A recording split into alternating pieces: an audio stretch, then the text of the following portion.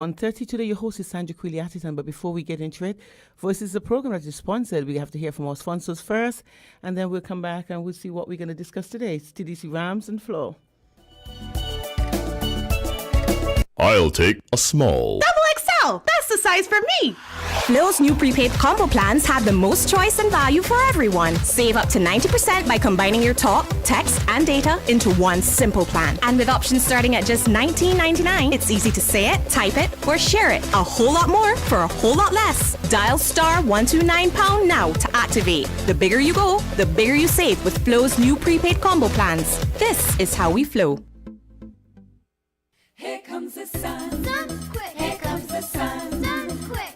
Sunny flavors for everyone. Natural, tasty, full of vitamin C. The drink for the whole family. It's Sun Quick. Sun Quick Drink Concentrate gives you 40 glasses. 9 delicious flavors to choose from. Orange tropical mango. Peach orange, orange apricot, black currant. Apple. Red orange. Red fruit. Bursting with vitamin C. Sun quick. Natural, tasty, full of vitamin C. The drink for the whole family. It's Sun Quick. Like us on Facebook, www.facebook.com/ramsupermarket. Follow us on Twitter, www.twitter.com/ramsupermarket. And subscribe to us on YouTube, www.youtube.com/ramsupermarket. It's back and even better. What's back? The TDC Automotive Tire Sale. For the month of March, buy 3 and get 1 free. A whole tire for free? Yes, buy 3 tires and get 1 free. There's more. Buy brakes pads or batteries and we will change them for free. Yes, we did say free.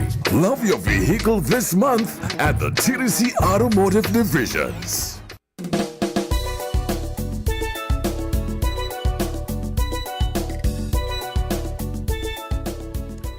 Okay, welcome back. I want to thank our sponsors for sponsoring the program. Without them, this program is not possible. This morning, your host is Sandra Quilliatitan. It's thank God it's Friday. For some, it's thank God it's Friday, and some it's oh my gosh, it's Friday. It's receive payday or having to pay. That's what Friday is all about. First is a program that is sponsored. I said that earlier, and it's a program where you can hear your views and your opinion. I just wish, and I ask all the time, that you would respect each other's views, the opinions. It might not be the same as yours, and that is why we have an open line, and people can do that. It's also a program where we are not necessarily in agreement. That's we at Win FM are not necessarily in agreement with what the callers' opinions and views are. But like I said, the program it's about you. You can say what you want to say, but be mindful that you are. We have a wide listening audience, and you have to be very careful about the things that you want to say. The numbers that you can call, 762-0989, 662-0989, 466-0989. Those are the local lines, and if you're in the UK, we know that you listen sometimes. If by chance you're in tune and you want to weigh in on the program, it's 033-440065. That's in the UK. In the US, it's 718-285-6984. In Canada, it's 205-921-4619.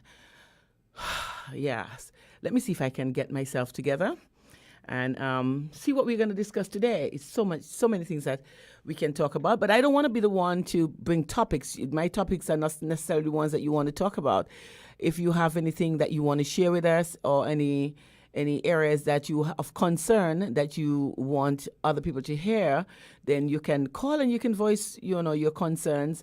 If there are any other things that not of concern but of information for information purposes, and you want to share with the general public, you can feel free to do so.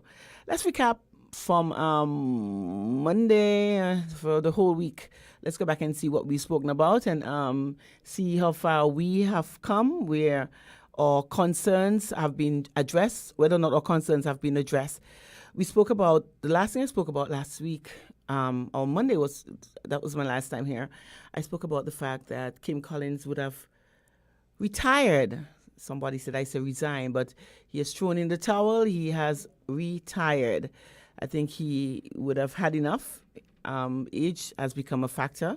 Mentally, I think Kim is still can run, but I don't know how his body is keeping up physically. So Kim has retired, and the question we would ask is what the government is going to do, or what do they have in plan for his retirement. If anybody who's listening and have any ideas what you think the government should do for Kim, you can call in and we can talk about that.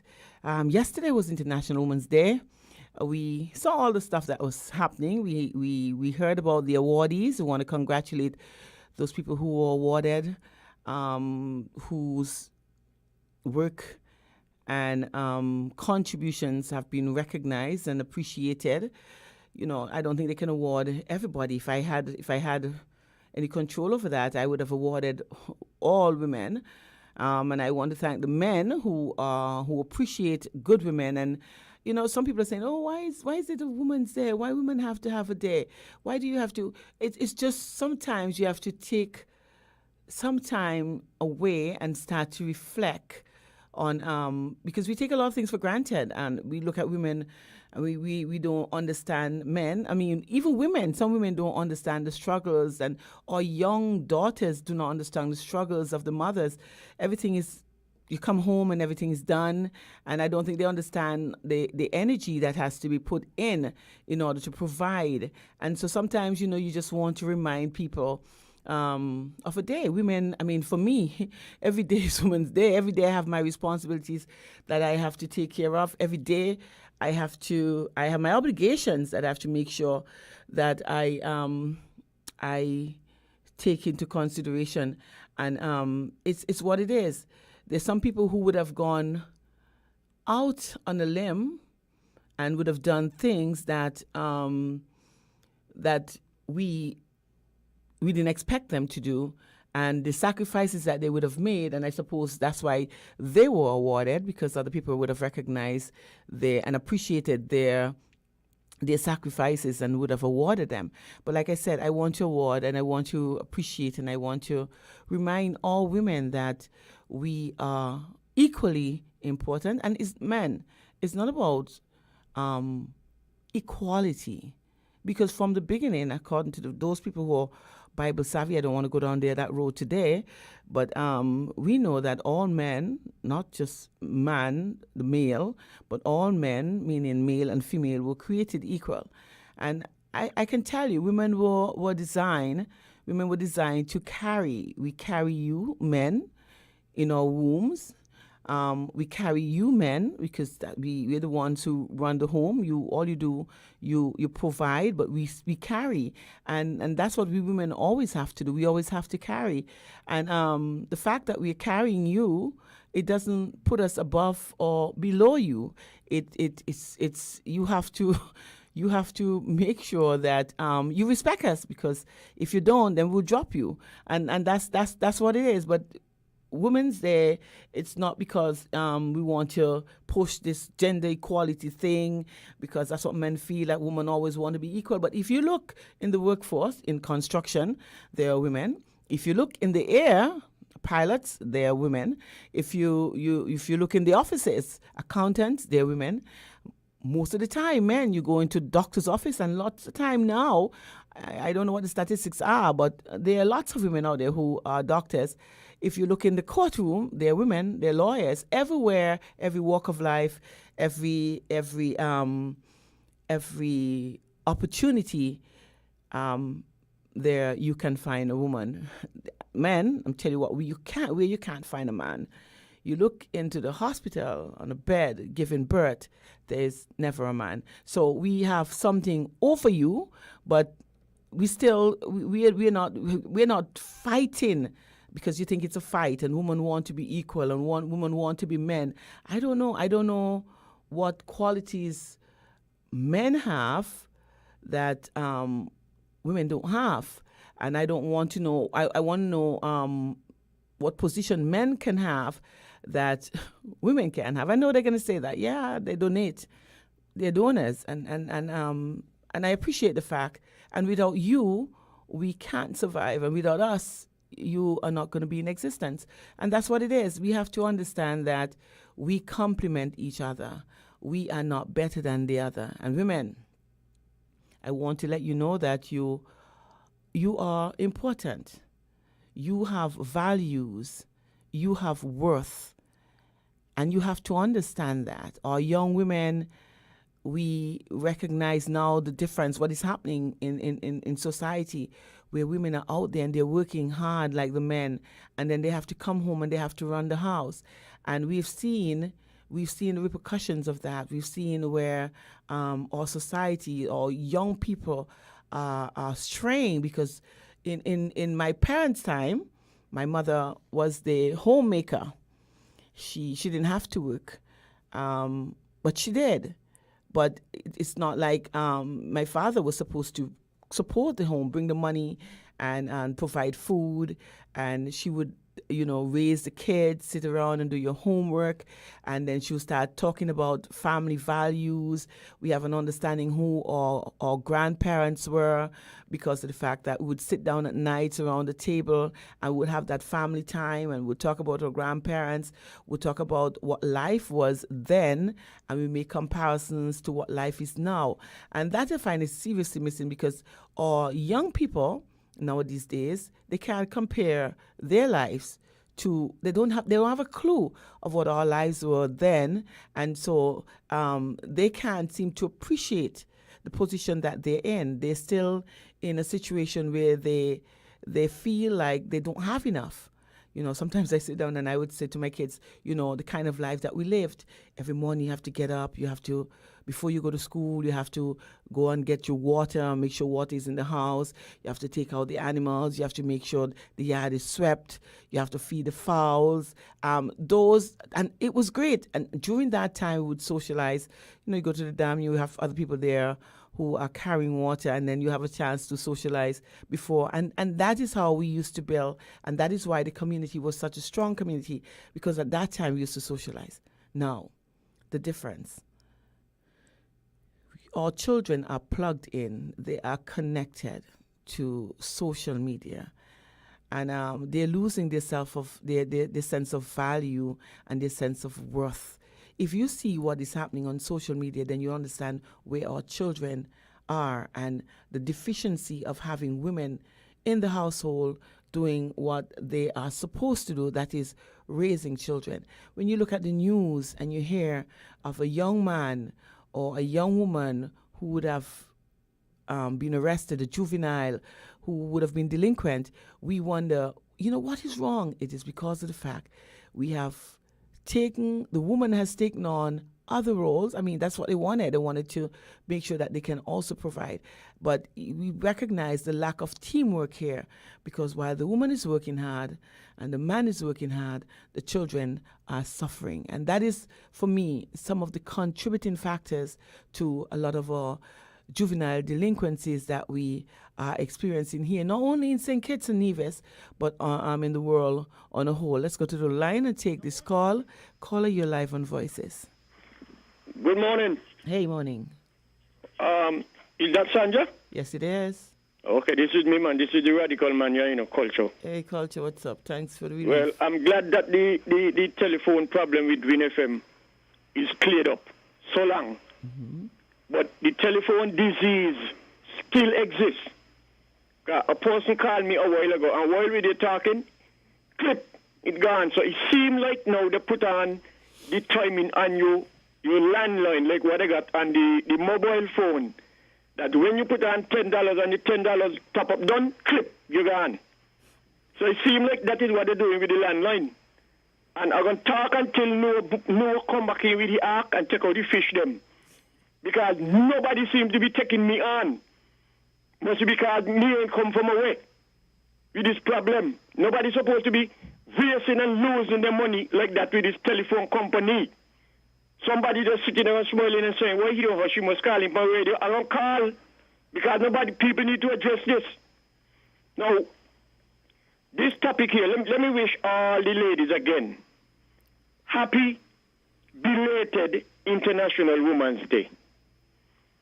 Now, a lot of children adopt the behavior what they have today of what they see long time. When I was a little boy, before my birth date was double figures, we had a neighbor in Buckley, and each time he come in from working in the cane field where he come from, as long as he reach home from work, it doesn't matter what time, and he see smoke in the yard, he no pot on.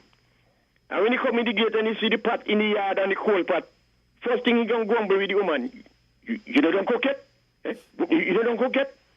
And when she say, but lad, what you want me to do? I got the children to look after, I got this to do.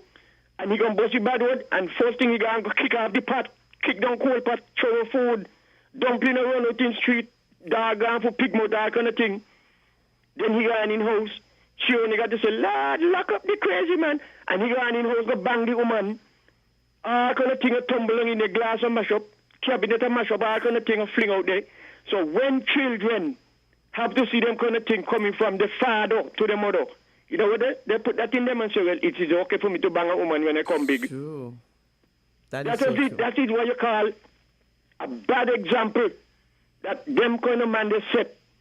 But thank God I had a different mind and a different mother. My mother got 13, and I always say, any man, or if she put the hand for my mother, that would have been the last woman they hit. Because I don't care what happened. I wasn't going to let it get away with that. Mm-hmm. And I come up not to hit woman. When I didn't know what to do with my hand, I put them on my carpentry tools, them go find something to do. I put them in my pocket. Good. So today, we cannot blame the youth for how they be, because they come in the world, meet us, and it's the example what we set, they follow. It's true. Thank you very much. Hello. Hi. You there? Yeah, I'm still. I got something for you, but so long I ain't talk to you, let me give you this. A friend of mine, girlfriend, went up the hospital to get her baby. Mm. And he went up there, go look for the girlfriend. When he reach up, they tell him, hello, hold on, you cannot go in there now. She's in labor. He said, what labor? Me woman in the labor, me woman up, Pam. Why you put her in there for? Thank you. That's a moment I've always looked forward to this moment. Culture, thank you for your contribution. Let's hear from TDC Rams and Flow. They're the sponsors for the first half of Voices. After that, we'll come back and we'll continue our discussion. Quench me thirst, I bust that time now. Watch me, I bust and smile out. Boy. Freestyle, free buster, a freestyle. Watch me a playing full color meanwhile. Whole heap of flavor, every one of them tries. The drink are refreshing and nice. Me tell you say a buster, me buy you with my money. This a everybody drink, I know me one love it. Have it ya, for the kids, them daddy harmony. Buster, we playing full color. Correct, I am here. I'll take a small. XL, that's the size for me. Flow's new prepaid combo plans have the most choice and value for everyone. Save up to 90% by combining your talk, text, and data into one simple plan. And with options starting at just $19.99, it's easy to say it, type it, or share it. A whole lot more for a whole lot less. Dial *129# now to activate. The bigger you go, the bigger you save with Flow's new prepaid combo plans. This is how we flow. Call it all farmers! The place to shop in the month of March is the TDC Home and Building Depots. You heard right. Get 20% off all agro products. Participate in the in-store demonstrations. And on Saturday 17th, visit the farmers market to purchase your fresh produce direct from the farm to your table from 9 a.m. until 1 p.m. in both locations. TDC Home and Building Depots, celebrating farmers, supporting communities. Terms and conditions apply. See stores for details.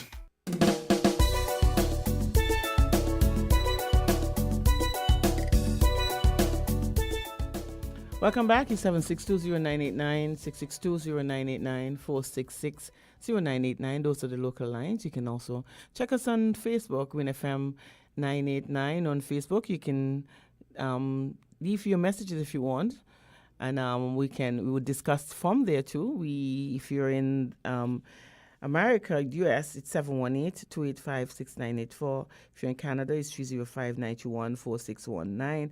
And the UK is 033-44-0065. Those are the numbers you can call if you want to be a part of our discussion this morning. We have a caller. We go straight to the lines and take this call. Caller, you live on Voices.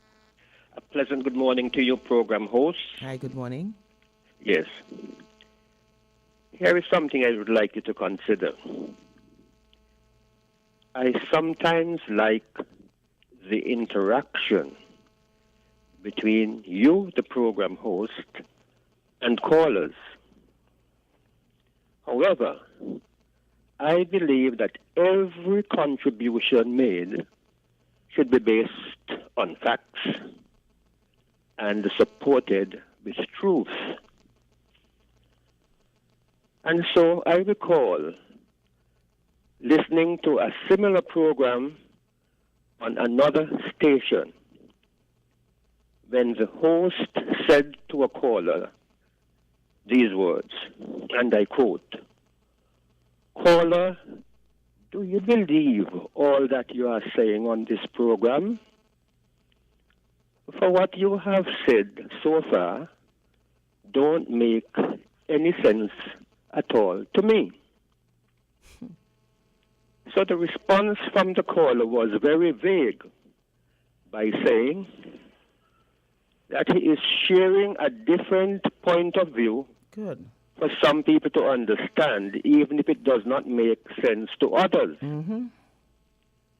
The host of the program then said, "The only freedom of speech that will be tolerated on this program when I am the host is when callers can speak truth based on facts so that all of the listening audience can be better informed or can better understand and appreciate what is being discussed."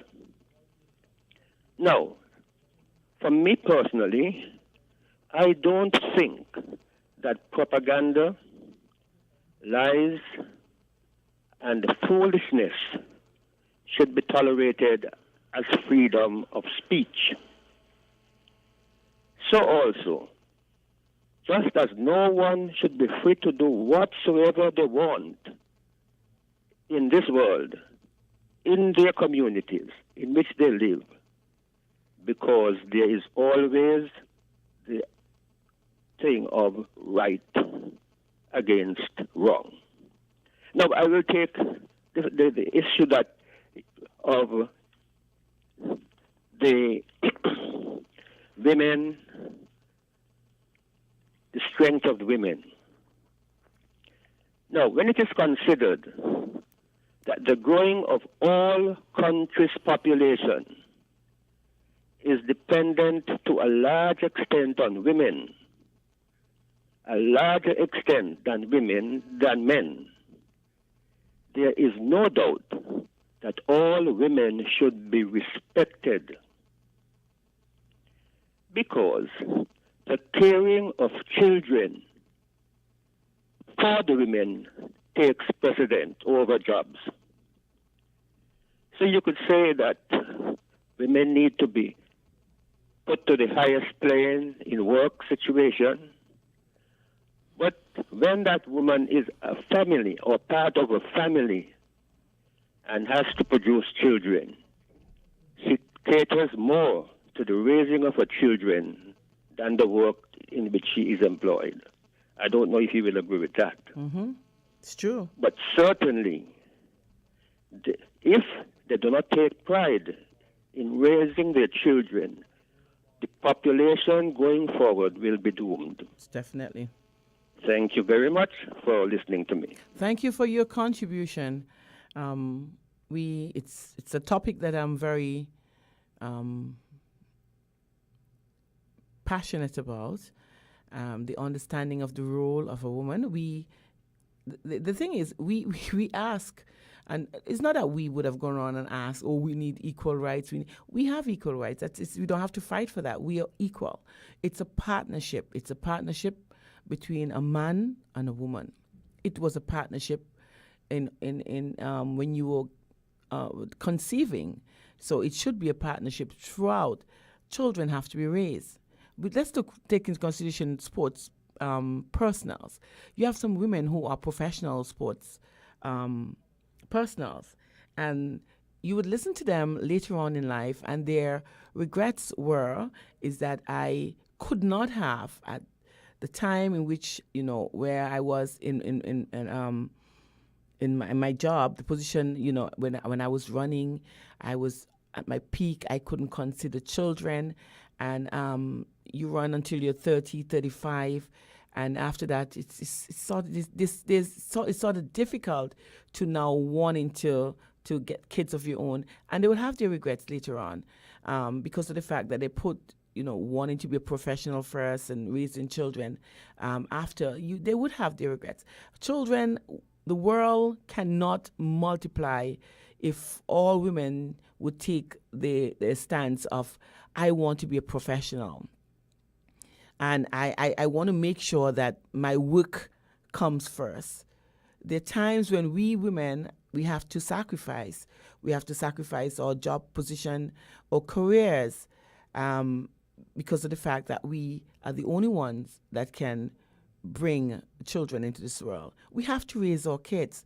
Nobody can raise your kids like you. There's certain culture, there's certain things that there's certain morals and principles that have to be handed down to our kids. And trust me, when it's 2 hours on Voices for me, basically, 2 talking hours.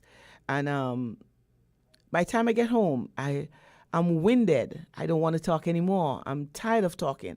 Then when my daughter comes home and she wants to talk, I'm listening, but I'm not hearing, that kind of way. And it's like I said, I'm just starting this, and I started to say, well, how did I do this, though? How could I have raised children, go to work, come home? I remember at night, 12 o'clock when the kids are sleeping, I'm up prepping again for the next day. You're trying to rush time. You look at the clock, you realize it's 12 o'clock.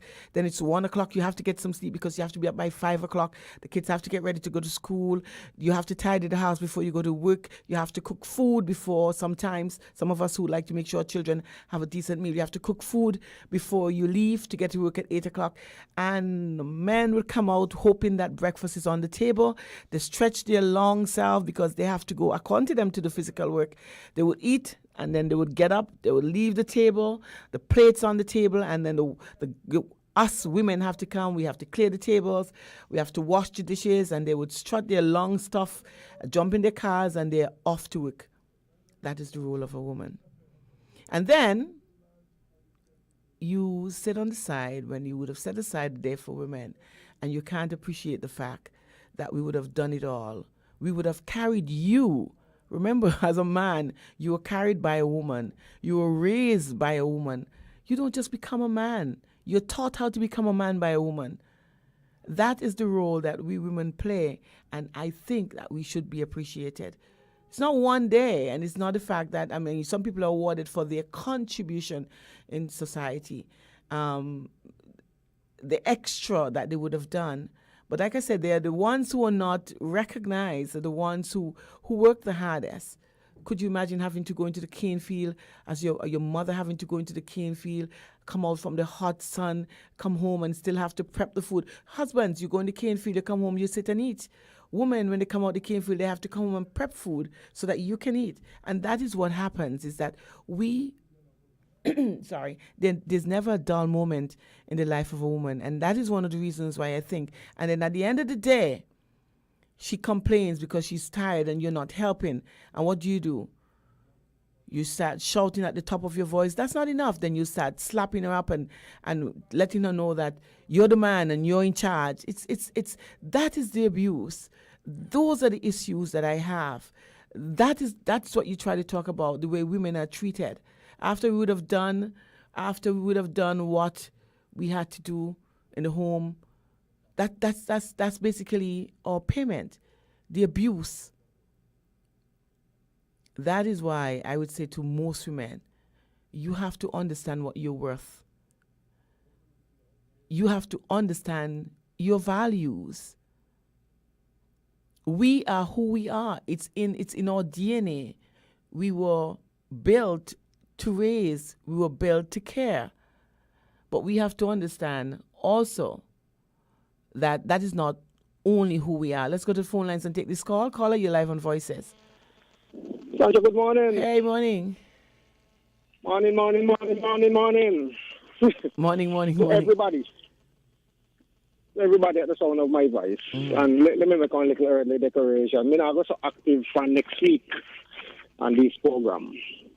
How come? Now, so me finish, but me just now go salted. See? Sandra, let me go bring something. Me believe me offend somebody yesterday. I want to apologize, but before me make the apology, me want you to hear it. And let me see if I'm going anywhere wrong, because, me believe in the word of God, and if me offend anybody. Yesterday, it was International Women's Day, right or wrong? Yeah, it was. Right. One particular caller calling, and me respect you because I want caller that build one nation in my point of view. And everything he said that me agree with. Anyway, he big up his mother. Mm-hmm. He big up mothers in his life. And he big up three daughters. So me call in afterwards and me say, what happened to the mother or your three daughters? Yes, well, in my opinion, he should have single, whether it be one, because our culture is that we can't get 10 things in front of man, and we can't get 10 things in one woman. Right or wrong, Sandra? You're right. Yeah, that's how we culture. Yeah. So, me don't need me my base and he. What the trend that me want to say is that men appreciate a woman and them. That is the trend that they want to say. But you catch what I'm saying? Yeah. Mm-hmm. No, Sanjay, me gonna pick me with you. Right? You know me and hope that your husband don't feel no way about this here. You have a right. You have a right. Right. Me gonna pick me with you. The company here single out my mother's in my life. Okay, let me say that you pick me a daughter. Me know your daughter and say you're a son. You pick me a daughter. I mean, I say nothing about you. How would you feel? How would I feel? Disrespected. Yes. Disrespected. Exactly. I will be disrespected. I will be very upset with you. I carried your child. So that's the point that me put across. Anyway, after me apologize. I apologize because I recognize that you take them hostile. You even came over to another radio station. So I'm very sorry that I upset you, but I know really you particular. You just messed up one trend that the next caller will even come after you, they recognize that they have to respect the Empress. Mm-hmm. That's all I'm driving the Sandra. Make it clear? Yes, you did. And I hope he would accept your apology. Okay, no problem. Thank you for. We'll come back later. Yeah, thank you for your contribution. There's a writer who think that I am painting a broad brush on all men. No, I'm not. And please don't get me wrong. There are some very good. There are great men out there. Great men. There are men who are great partners, who would partner with their women. But I'm just talking about those. I'm not saying all men, and I would never say that. You know, I have brothers who are great men, and my husband is a good man. I mean, it's just we have to understand and make good fathers and good husbands and good partners. But I'm just talking about those who sometimes who sometimes would not recognize the hardships and the sacrifices that we women would make. So don't get me wrong. Don't think that I'm painting such a broad. I'm using such a big brush and thinking that all men are like that. No, I would never say that. They are great. They're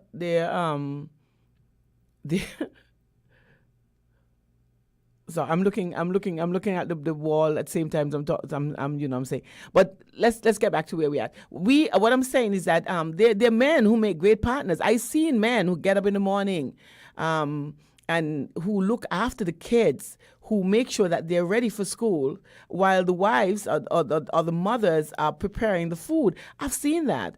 I mean, I've seen men who took on the responsibility on their own if by chance the wife or daughter or mothers of the children become incapacitated. They've taken on that role where they would try to comb the children's hair, the daughter's hair, and make sure that they're bathed and dressed and pack lunch and everything. I've seen men who've done that, and I understand that, but it's not Man's Day. We're not talking about International Man's Day. We're talking about women here, and we just want to, and those are the things that, you know, we have to understand. Sometimes you just have to set aside that time just for us to realize the sacrifices that we women make, and the men who do not appreciate it, and they're the ones I'm speaking to, not those who have partnered with their wives and would help them. It would be an unfortunate and unfair statement for me to make. You know, I don't know what happened in all households, but in some of them, you know what is happening. So those are the men who I'm speaking to, and I apologize for those who were offended earlier and thinking that I was speaking about all men. No, I wasn't doing that. And let's go to the phone lines and take this call. Caller, your life on Voices. Hi, good morning, Sandra. Hi, morning. I think this will be the first time that I'm calling while you're hosting the program. Oh. I'm Africa. I'm the one who, my friend Mountstrat. Good morning to you, Mountstrat. Uh-huh. I happen to be listening on this program. And yes, we did have a discourse yesterday. And some of the things he explained this morning, I did not take it hostile, but I did not mention any name. I just said that I'm picking up all the mothers, mother figures in my life, all of the mothers, not just my mother. That can be, that can encompass many women in my life, including my grandmother, my bloodline, as well as the mother figures in my life. Mm-hmm. I did not specifically call any name because sometimes you start to mention name and then some name get left out, and then, you know, persons will see you the next day and say, why you did not mention my name? It's true. So encompassing the mothers, I would have known who would have been a mother figure to me. Mm-hmm. And also, when you have a child or children by a woman, and then for whatever reason she goes on and she gets married, sometimes you want to be careful. Okay, I understand what you're saying. You know, sometimes you want to be careful because she's the wife of someone else's, and then you don't know from that perspective, that man's perspective, how he would have taken it kind, even though you do have a child there and you have certain legitimate reason why you would have mentioned her name. You still want to be careful, you know? I understand. I do understand. Yeah, and so that I did not even mention any of my daughter's name. Okay. I just said my 3 daughters, and I left it at that. But Mountstrat, big up. I hope you have done your research. It is Acts chapter 19. Do the research. And one of the 7 churches, which they wasn't called churches, there were shrines or temples, was at Ephesus. And in Acts chapter 19, say like 27 to 32 or thereabouts, you will find that the mothers, the women, is who established those shrines and those temples. But you know something, Sasha? Mm-hmm. I'm going to say something because I am a tour guide.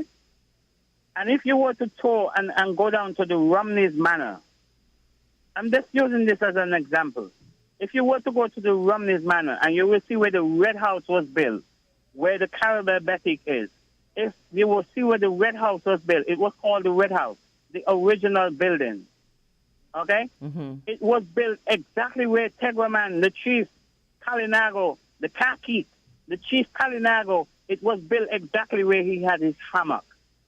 So in this day and age, you will find that certain religious structure was built on certain old sites of certain other, what we will call pagan structure, pagan sites and the like. Okay. So therefore, some churches today, some modern churches, was built on some old ruins of those old quote-unquote pagan religious structure. And so that is what happened at Ephesus and at Smyrna and at Pergamos and all of the other 6 churches in what we call Asia Minor, Anatolia, okay, in Turkey, modern-day Turkey. So do some research, my friend Mountstrat, and we will have a deeper discussion on it. And you will see what the women who established those shrines and those temples. Thank you. Thanks for listening. Thank you for your call. It's TDC Rams and Flo. Those are the sponsors for the first half of Voices. Let's hear from them, and then I'll come back and I'll hear from you. Quicks, please, many dishes and many more. Quicks cleans many dishes and many more. Yes, Quicks cleans many dishes and many more. Just one spoonful of concentrated Quicks cleans your whole sink full of dishes. Quicks, clean. Quicks cleans many dishes and many more. Quicks, we wash more dishes. Like us on Facebook, www.facebook.com/ramsupermarket. Follow us on Twitter, www.twitter.com/ramsupermarket. And subscribe to us on YouTube, www.youtube.com/ramsupermarket. I'll take a small. XL, that's the size for me. Flo's new prepaid combo plans have the most choice and value for everyone. Save up to 90% by combining your talk, text, and data into one simple plan. And with options starting at just $19.99, it's easy to say it, type it, or share it. A whole lot more for a whole lot less. Dial *129# now to activate. The bigger you go, the bigger you save with Flo's new prepaid combo plans. This is how we Flo. You need new tires but don't know what to get. TDC can help. Hi, I'm Goodyear. I ensure great handling and great braking in wet and dry conditions. My name is Sunphone. My continuous block patterns enhances stability at high-speed cornering. Did someone say speed? Hi, I'm Torque. Pick me for great performance and stability. Boys, I know exactly what they want. I'm Pressa. I'm the perfect fit for your SUV. Pick me and get the ultra-high performance with outstanding grip and traction regardless of the road conditions.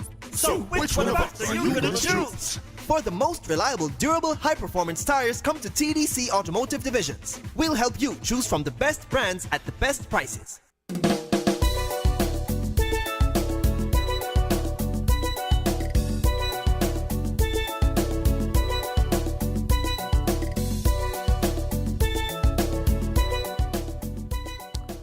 Welcome back, and I want to thank those who would have contributed so far to the program, and those who are listening. Sometimes I make statements, you just want to be the devil's advocate so that people can call in. It's difficult to talk for a very long time. Let's go to the phone lines and take this call. Caller, you live on Voices. Good morning, Sandra. This is Atherton. Good morning, Sylvine. Wait, not too late to say happy International Women's Day to you. And I was about to tell you, and let me tell you something, you should be starring. I am, You should be starring. Your contribution, it's hard to out my life, eh? Let me tell you, Sylvine, and I want to tell you this personally. Your contribution to society is what we would relate to as, that makes you a phenomenal woman. You have done more than your share. You should be awarded every time, because you're in every aspect. Every International Women's Day, you should be awarded. And you are my lifelong awardee. You have contributed not only to society, but you have made some contributions in my life to which I'm grateful. Thank you. And I was so pleased yesterday. Oh, my birthday was Wednesday. Oh, my was. And some members of the planning unit came down to statistics, of course, and other. They all contributed and got me presents. Love, a massive bowl of fruits, cake, the whole works. And they came down to the center, McKnight, where I go. And each one expressed, and I felt so good. Oh, boy. So I want to thank all the whole planning unit.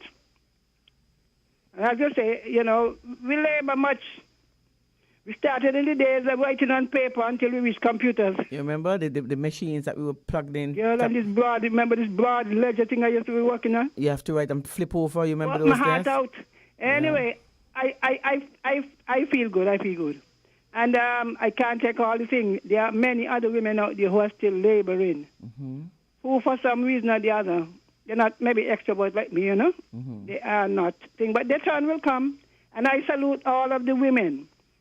Now, let me go to my good friend in Montserrat. Montserrat, you can't let a small little thing like that stop you from calling. Everybody's contribution has some meaning, and it adds to the discourse, whether we agree or we disagree. It's true. So don't let a little disagreement.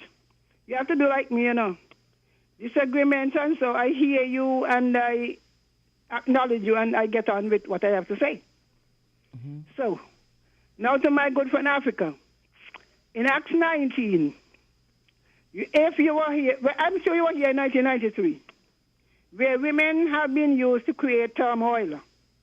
Because it says, that when a lot of the people turn to Christianity and stop worshiping all these gods, a lot of the gods I hear them on this radio proclaiming, are idols, whether they came from Africa, Egypt, whatever.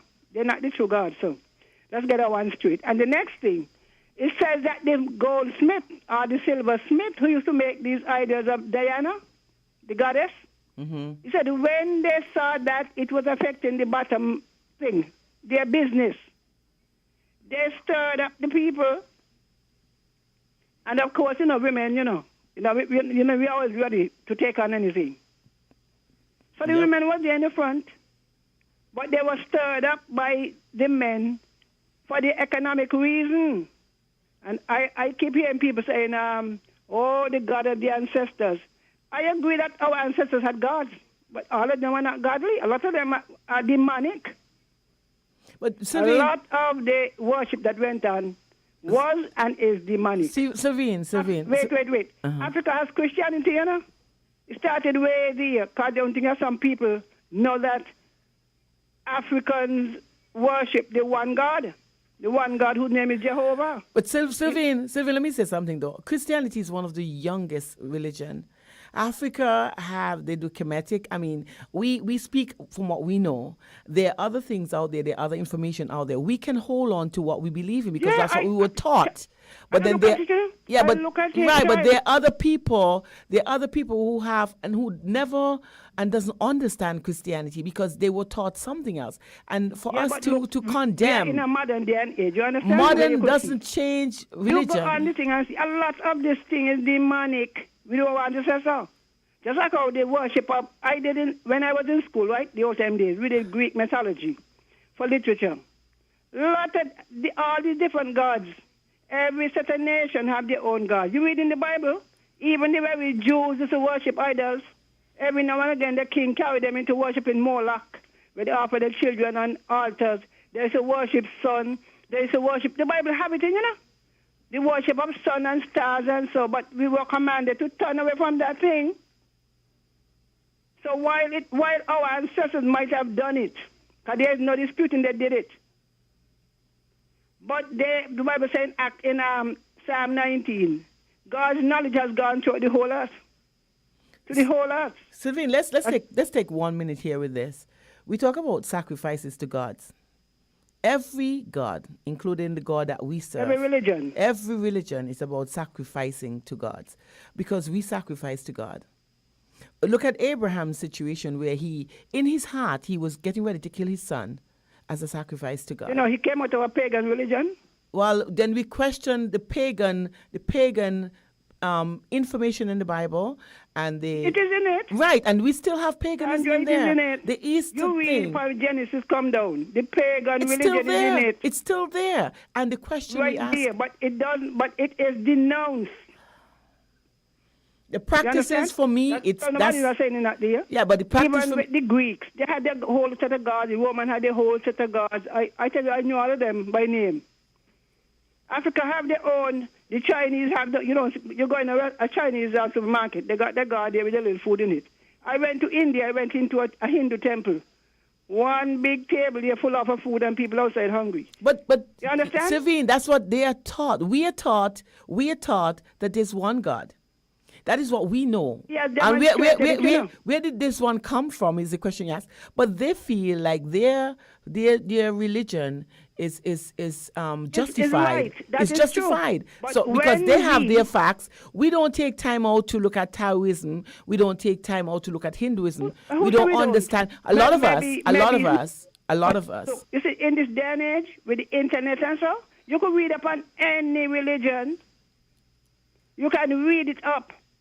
You don't have to think. But you have a lot of mixture of religion and Christianity and this and what you have is a whole mix up. It's a mix up you have, And who when you go to Exodus, he said, one God, No image, no statue, no nothing in their likeness, no bowing down to them, no worshiping to them. When you get into the area of bowing down and worshiping, you're off. So whether it is in Africa, Asia Minor, St. Kitts, whatever. Sylvain, I'm glad I have you because I like the way you think. You believe in what you believe in, and I appreciate that. I've done research to that. Yeah, and I'm not, and I am glad. That's why I'm asking you because you can come up. And I have seen a lot. I tell you something. I say, my God, I watch a program on YouTube in Africa. I never see more demonic thing. I didn't even know some of these things. The initiation. They talk about the initiation they go through, and the snake god and the water god. Me say what to think. But look at. We don't meddling. We don't even know what we play with. But look at the situation. Look at when Moses went in to free the children of Israel out of I was telling somebody yesterday. Look at what Moses did. Moses threw down his rod, and he did. And he did the same thing. That is why you got to know what is of God and what is not of God.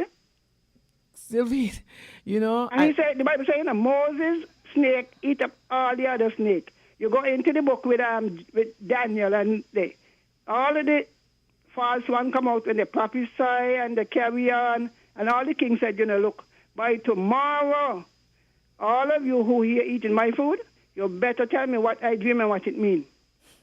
And there was only one God who could give the answer. He said, and even Daniel said it.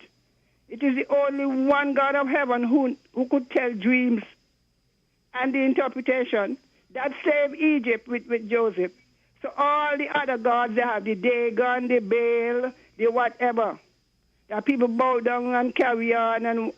And we are now today, in 2018, being encouraged to go back.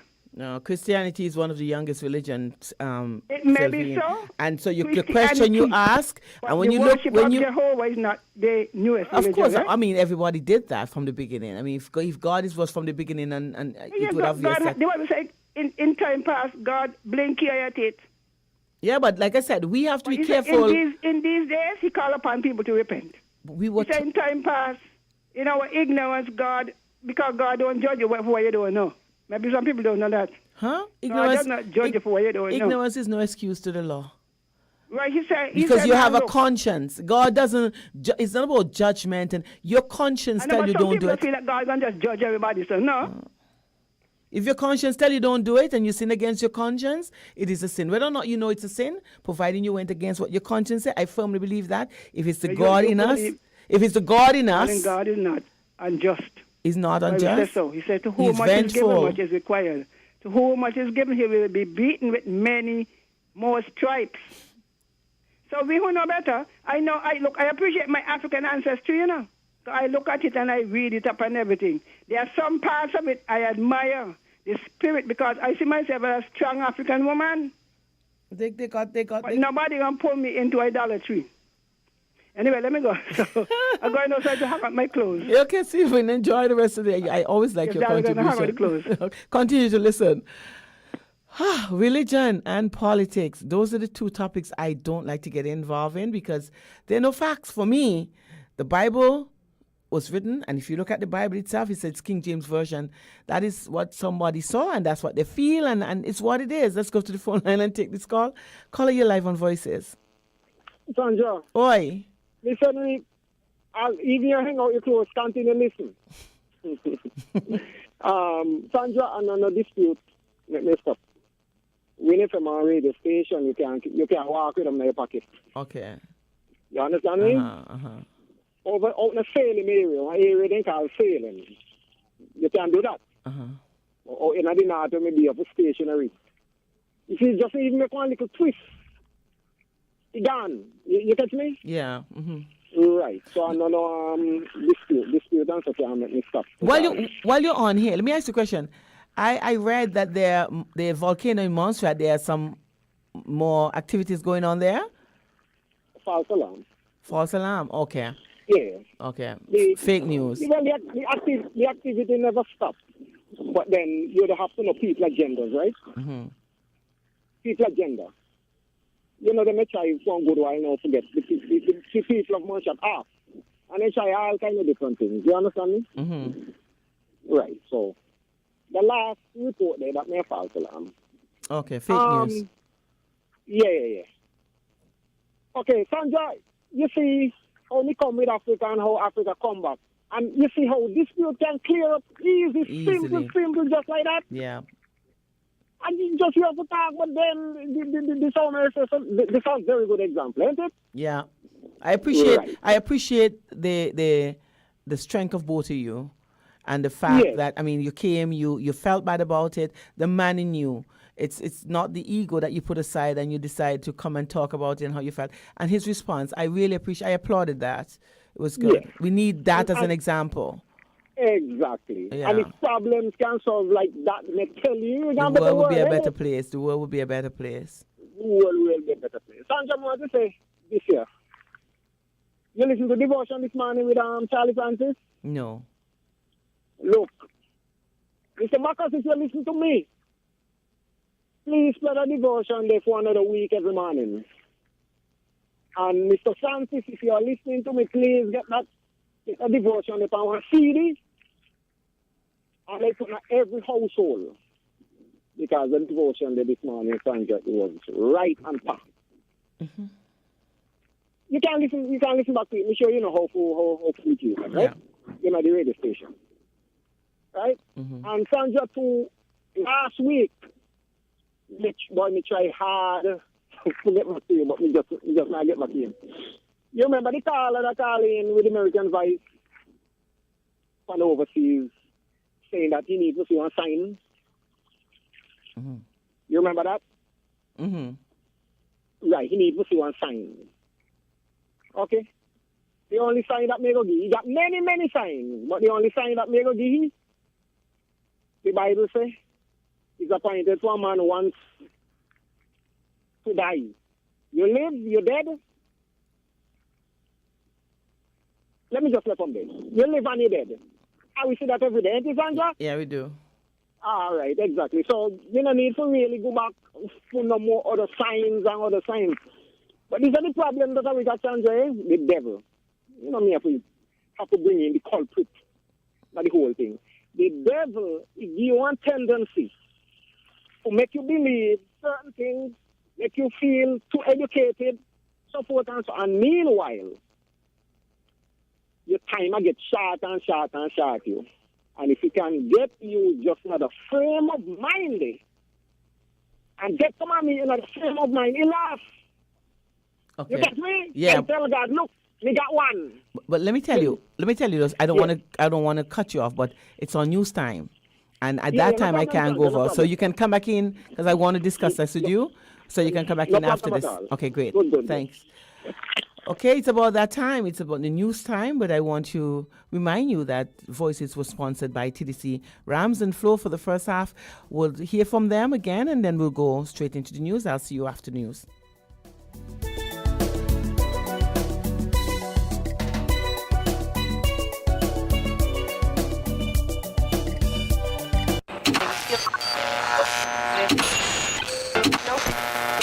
Found the sound. 98.9 Win FM.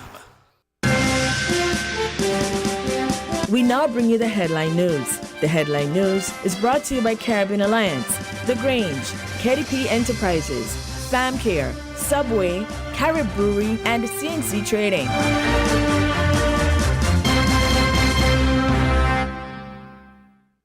Every country has a story of its own, and the people who live there are the ones that tell it best. This is God Country!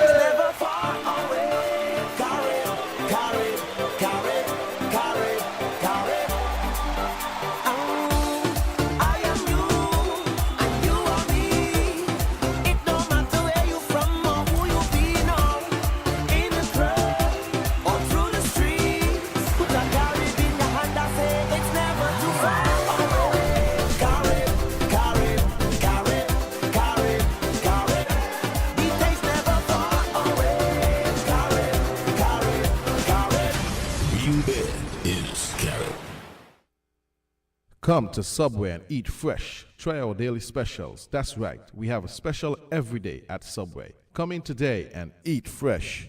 Stay healthy. Shipping your cargo shouldn't be a hassle. It can be as easy as a single call to Amerijet International, your worldwide cargo transportation solution. We provide all the services you need to ship your goods anywhere in the world. Whether your shipment is fresh, frozen, large or small, alive or hazardous, you can count on Amerijet to deliver it safe and sound. Amerijet International, by land, sea or air. We get it there.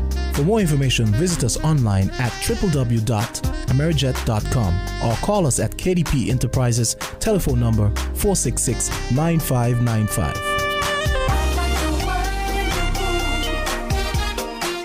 Protect your lifestyle with Caribbean Alliance Insurance.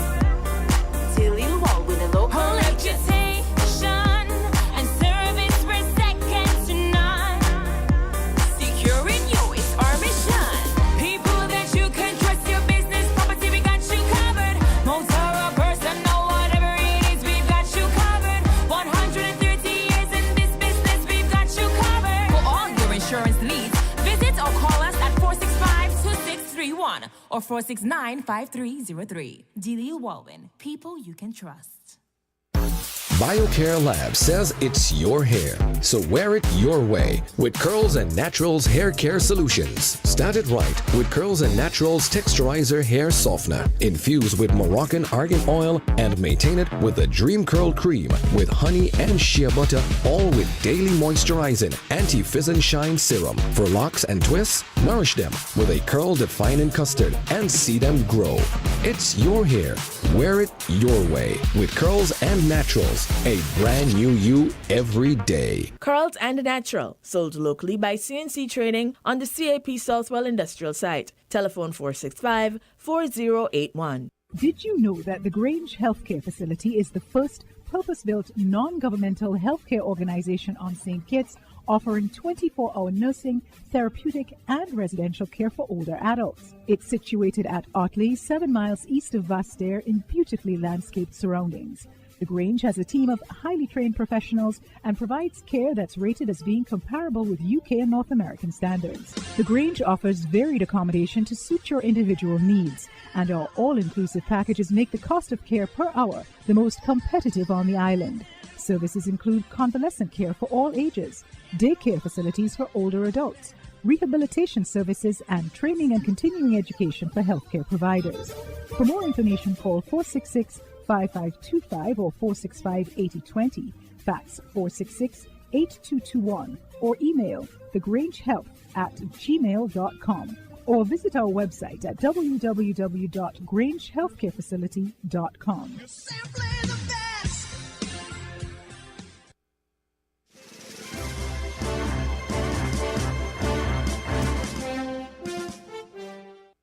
Director of Sport Anthony Wilshire has strongly refuted allegations that his department is involved with the pricing of tickets to the upcoming primary school championships and Carifta Games trials. His rebuttal comes after several members of the public, including callers via radio programs, suggested that the ticket prices were too high and implied that the Department of Sport and or the Ministry of Education and Sport had a hand in it. Wilshire categorically denied such. The SKN AAA, solely SKN AAA, and there has been no consultation, because I want to make that clear. SKN is solely SKN AAA. There has been no consultation with the Department of Sports related to the pricing. Tickets for the March 17 and 18 event are being sold for as high as $35, while the highest price for the inter-high school competition at the end of the month is $60. Wilshire, however, revealed that the ministry continues to contribute approximately $25,000 annually to ensure that the facilities are ready for the sporting events. The Director of Sport also rubbished allegations that his department was involved in national team selections.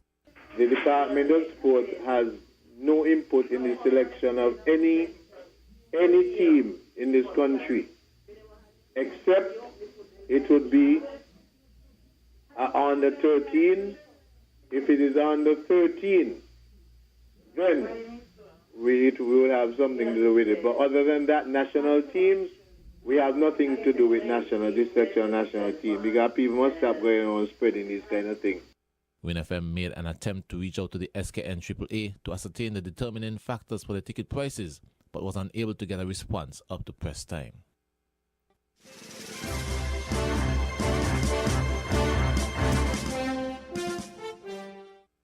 Timothy Antwine, governor of the Eastern Caribbean Central Bank ECCB, is of the view that the ECCU governments should seriously consider lowering the corporate tax rate in their respective countries.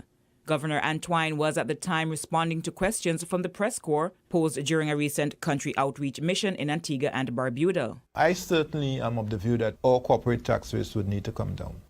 Right now, they range from a high of about 33% to, I think, about 25%. Now, I am very careful because tax rates are really the domain of the governments. That's fiscal policy. And therefore, the governments have to determine what is in their best interest based on their fiscal needs. The ECCB head said lowering the corporate tax rate would likely have the effect of making the territories more attractive for doing business. I certainly think from the point of view of competitiveness that it makes sense for us to look at lowering our corporate tax rates and perhaps accompanying that with also the removal of certain loopholes in the tax system so that in a net sense, we do not lose revenue, but we make ourselves more attractive for business. At the end of the day, you want to create jobs and create opportunities. St. Kitts and Nevis imposes the second highest corporate income tax rate in the ECCU at 33%. St. Lucia companies are subject to corporation tax at 33.3%. St. Vincent and the Grenadines is 32.5%. Grenada, 30%. Dominica and Antigua and Barbuda impose a flat CIT rate of 25%. Corporate income tax is levied on the net profit of companies incorporated in each country.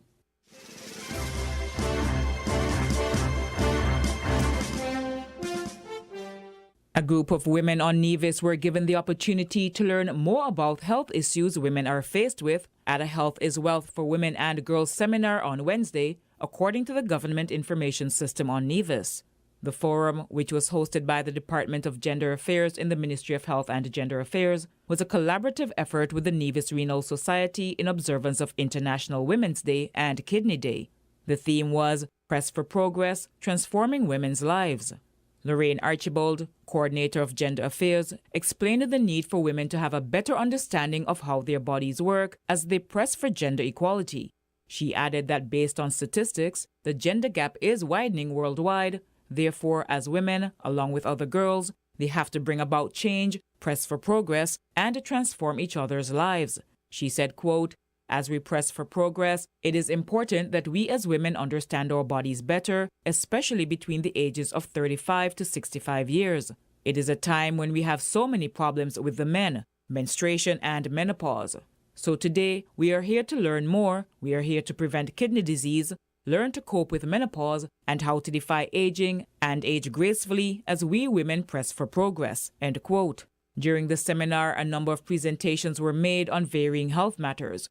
The topic, Love Your Kidneys, was delivered by Dr. Raymond Rohan Moving, internist at the Alexandra Hospital. Menopause, What Every Woman Should Know, by Nurse Evelyn Smithen, a nurse educator, and The Secret of Aging Gracefully by Mr. David Walwyn, fitness consultant. Other activities planned during the month to mark International Women's Day include Wear Purple Day on March 9th, a church service at the Manning's Seventh-day Adventist Church on the 10th, and on the 17th, a bike-a-thon walk-a-thon from the Villa grounds through the streets to Pinny's Beach and back is planned. An International Women's Day motivational seminar for women and girls will follow on the 20th at the Occasions Entertainment Center at Pinny's Estate.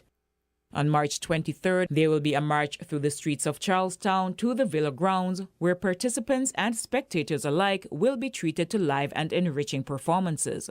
To climax the month-long celebration, a cocktail and awards ceremony will be held at the Nevis Performing Arts Center, NEPAC, on the 29th, at which women in small business will be honored.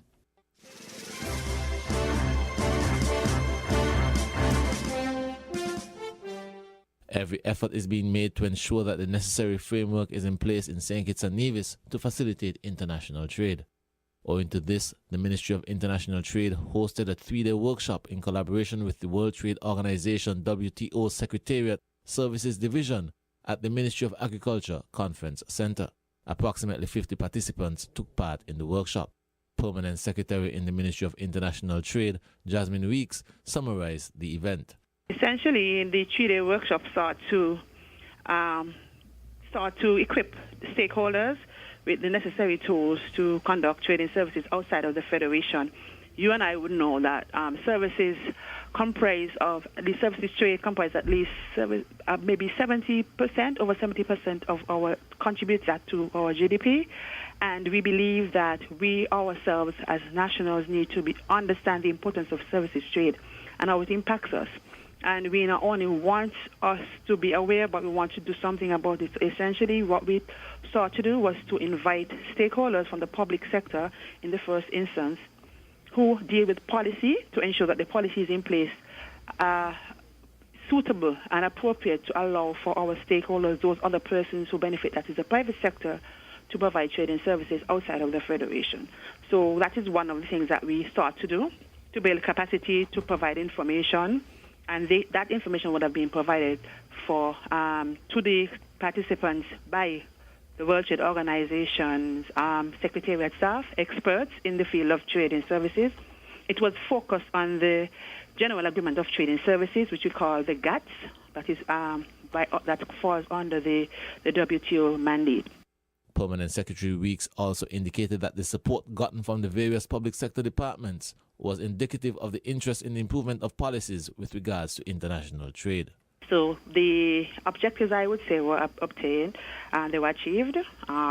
We had a full turnout. We have representatives from the public sector, stakeholders from health services, labor, tourism services. So tourism services play a critical role as it contributes tremendously to our economy. We had financial services. We had just about all education services. All of those participants were represented at the workshop. I believe the facilitators were very pleased because of the engagement and the questions that came.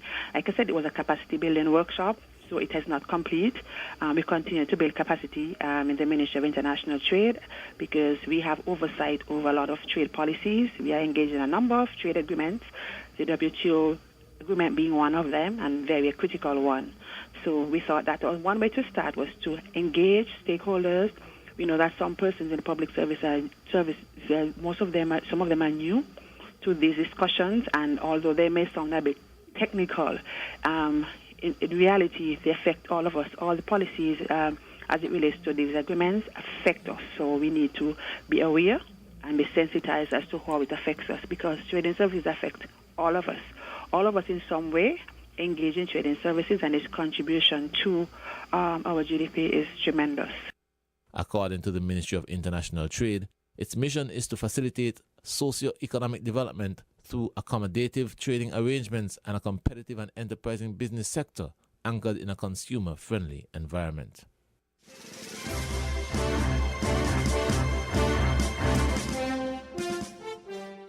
A prominent Caribbean tourism leader is calling on the region's leaders to pay more attention to the need to protect and support women working in tourism, the region's biggest money earner. Caribbean Hotel and Tourism Association President Caroline Trubetskoy said, quote, "Caribbean women are some of the most powerful and accomplished women in the global tourism and hospitality sectors, but there is still a need to ensure they can shine and advance without being compromised or limited," end quote. Speaking on the occasion of International Women's Day, Trubetskoy suggested opening a dialogue to review with female leaders in the Caribbean tourism industry the sort of concerns that led to the formation of the Me Too and Time's Up movements in North America, which exposed egregious forms of sexual harassment and abuse in entertainment and other industries, but also highlighted other gender and professional development-related issues. The CHT president said, quote, "Our women are often at the front line of our tourism and hospitality industries because of the natural welcoming natures of our Caribbean people, and we want to give them a forum to highlight issues, voice concerns, advance solutions, and to ultimately ensure a safe and fair working environment," end quote. She said women have done a lot of thinking about these issues for years, so it's time to hear their voices and to disseminate their recommendations much more widely. Trubetskoy stated that we should be looking at how best we can accelerate gender parity to help our women advance and unleash their limitless potential to the benefit of ourselves, our industry, and our countries and territories. Adding, quote, "It's time to press for progress," end quote, referring to this year's International Women's Day theme.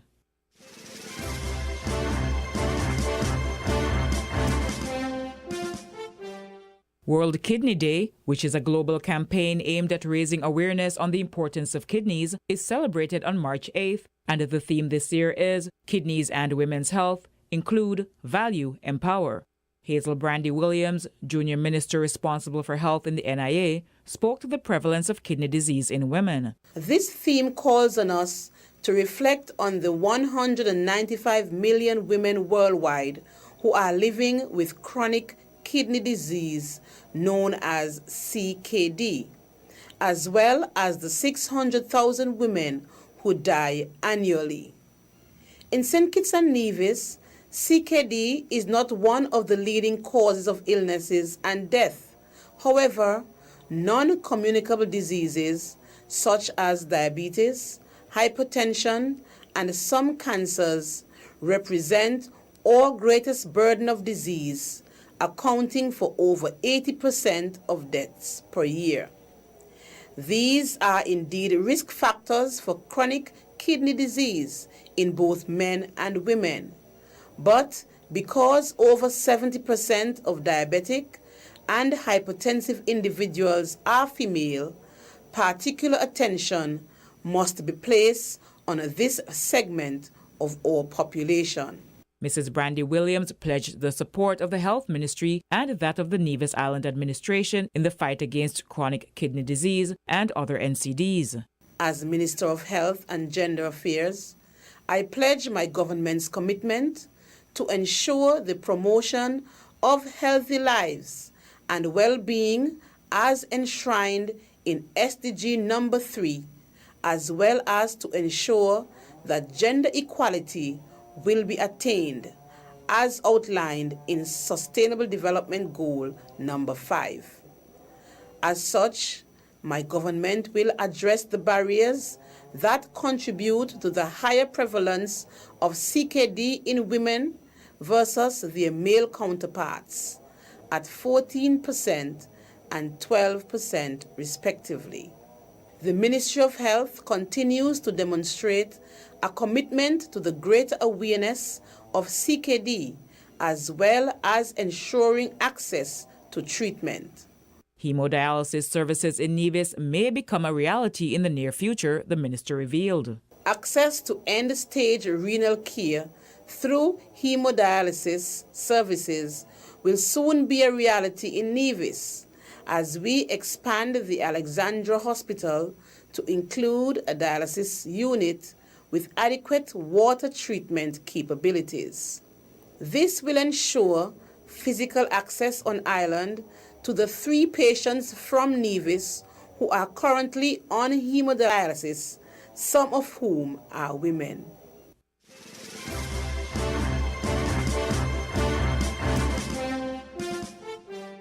Stop the violence now! Stop the violence now! Women and business leaders in St. Kitts marched in celebration of International Women's Day and made a national call to stop violence against women. During the march, WinFM caught up with the president of the Business and Professional Women's Club, BPW St. Kitts, Miss Glenna Evelyn. We are marching today to help put an end to violence against women. 2017 statistics from the World Health Organization suggests that worldwide, almost 1/3 or 30% of women who have been in a relationship report that they have experienced some form of physical and or sexual violence by their intimate partner in their lifetime, and as many as 38% of all murders of women are committed by intimate partners. Within the local context, the Federation has experienced 3 deaths related to domestic violence in 2018. In January, the lifeless body of Miss Shirley Dawn Morton of Hanleys Road, Nevis, was discovered with visible injuries to the head. Charges have been laid for the murder of Miss Morton. Then, on March 1st, the bodies of sisters Jamelia Sunshine Finch and Naomi Hopi Finch were transported from a crime scene in Keys Village. During the March on International Women's Day, titled Stop Violence Against Women, WinFM spoke with some influential and inspirational women in the Federation. Honorable Marcella Liburd discussed why she participated in the march. Well, first of all, it's a good day for women to march because it's International Women's Day. A day when we pause to reflect on the contributions that women have made, to their families, to their communities, to their country. But more than that, We're here because, as you know, we've been having a spate of violence against women. And my humble opinion, it's not limited to physical violence. And so I'm here because I want to make the point that even though we are against physical violence, I'm also against other types of violence that are perpetrated against women. Mrs. Sonia Body Thompson, Deputy Clerk of the National Assembly, also showed solidarity for the nation's women. I'm marching today because I'm very concerned about what's happening in our country in regards to violence against women. We're in the third month of the year and we've seen 3 deaths at the hands of violence, and I think it's very, very concerning. So I'm coming out today to march to say that I want an end as it relates to violence against women. We want more conflict resolution. We want people to be able to recognize that yes, problems will come, issues will come, but we must sit down and work out our issues, and there's an alternative to violence. Well-known businesswoman Mrs. Telka Wallace added her voice to the movement. I'm marching because I'm every woman, and I believe that most houses, if not every house in our federation, have experienced some form of violence, whether it's physical, emotional, psychological violence, financial violence, and as a result, our society is broken. And so today I march to tell all the women in St. Kitts that we stand with you, we stand together to fight against domestic violence and violence in all of its forms. WIN FM also listened to the men who marched in solidarity with the women. Deputy Chief Education Officer Mr. Daryl Lloyd said, "We have seen an increase in violence in our schools, and particularly among our females. And so I felt that it was necessary for the ministry to stand with the women in our society and this organization to send a strong message that our women are critically important to the development of our nation." At the end of the march, the BPW St. Kitts expressed their sincere thanks to the public for their participation in the march.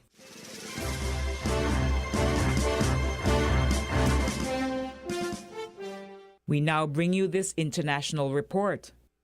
I told President Trump that in our meeting, North Korean leader Kim Jong-un said he is committed to denuclearization.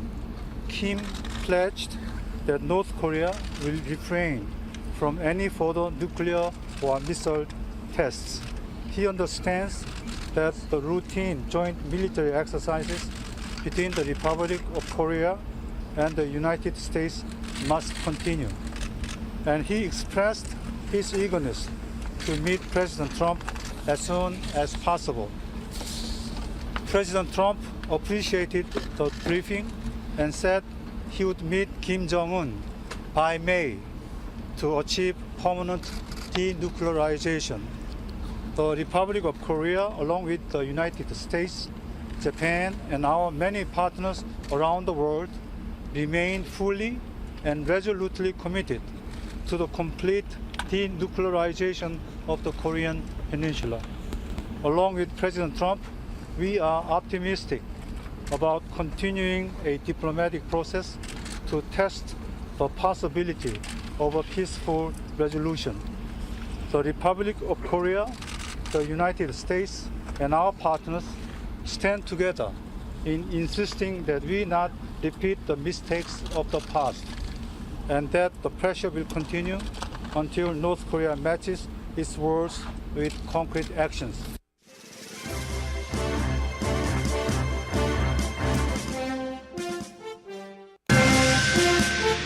The Headline News was brought to you by Caribbean Alliance, The Grange, KDP Enterprises, FamCare, Subway, Carib Brewery, and CNC Trading.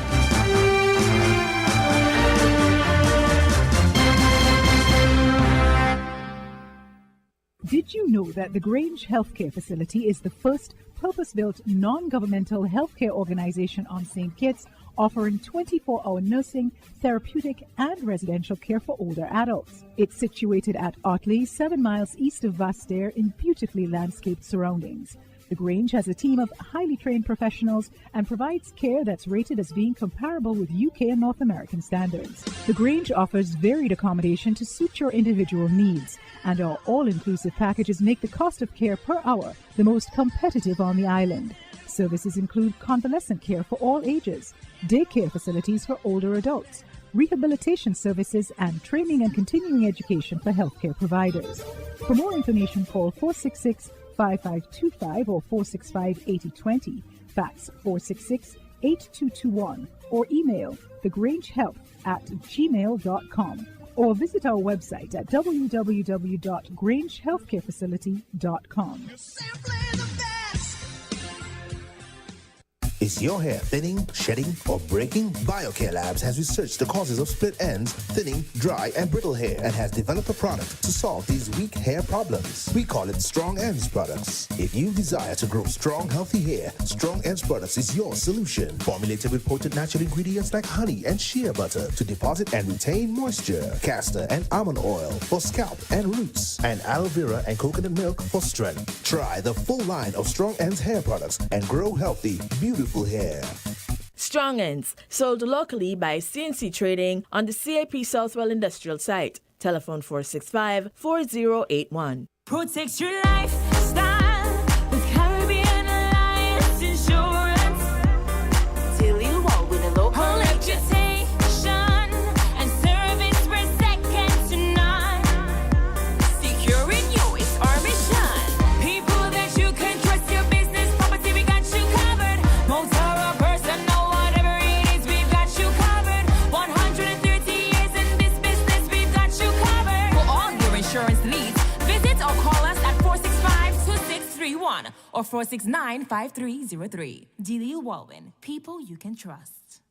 Shipping your cargo shouldn't be a hassle. It can be as easy as a single call to Amerijet International, your worldwide cargo transportation solution. We provide all the services you need to ship your goods anywhere in the world. Whether your shipment is fresh, frozen, large or small, alive or hazardous, you can count on Amerijet to deliver it safe and sound. Amerijet International, by land, sea or air. We get it there. For more information, visit us online at www.amerijet.com or call us at KDP Enterprises, telephone number 466-9595.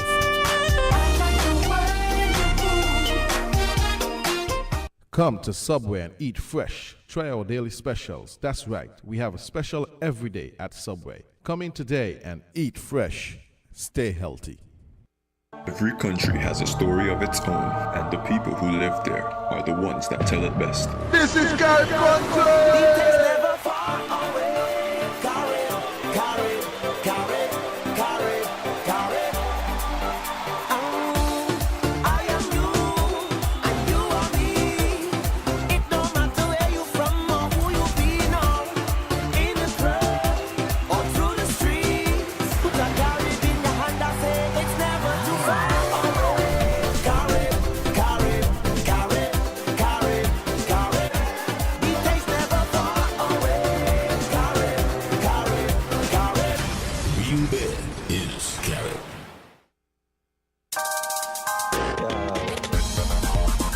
We're different. We're 98.9. 98.9. Win FM. Win FM weather. Today's weather comes to you with the kind compliments of TDC and Sweet Cane. Imagine a place that has all that you need. All of the things for your business to succeed. Furniture, copiers, laptops and more. TDC Business Center is your number one store.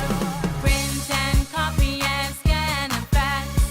Our copy center does all of that. If you're having a party and you need chairs and tents, you've got all your needs at Grand Rentals for rent. The TDC Business Center has everything your business needs. Superior copy and printing services, business equipment and furniture, and a wide array of renting materials for all occasions. TDC Business Center, providing solutions that work. When is the last time that you've had lunch or dinner away from home? The ambience of Sweet Cane on Port Zante provides you with that touch. Sweet Cane daily specials include burgers, wraps, soup, and tasty seafood dishes. Sweet Cane also caters for events and special parties. Call our Sweet Cane hotline at 465-4345 or 665-7628. Sweet Cane, they've got the touch.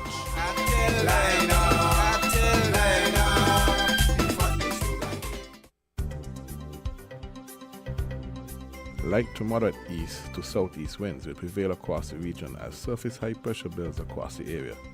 The building ridge will favor a drying trend and fair weather conditions across the islands. Meanwhile, northerly swells will continue to affect the area. Today, sunny to partly cloudy. Showers, if any, will be brief. Tonight, fair. Winds east-southeast at 8 to 15 knots. Seas moderate to rough swells 1.8 to 2.4 meters or 6 to 8 feet. Warning remains in place for small craft operators and sea bathers. Sunset today at 6:20 p.m. Sunrise tomorrow at 6:22 a.m.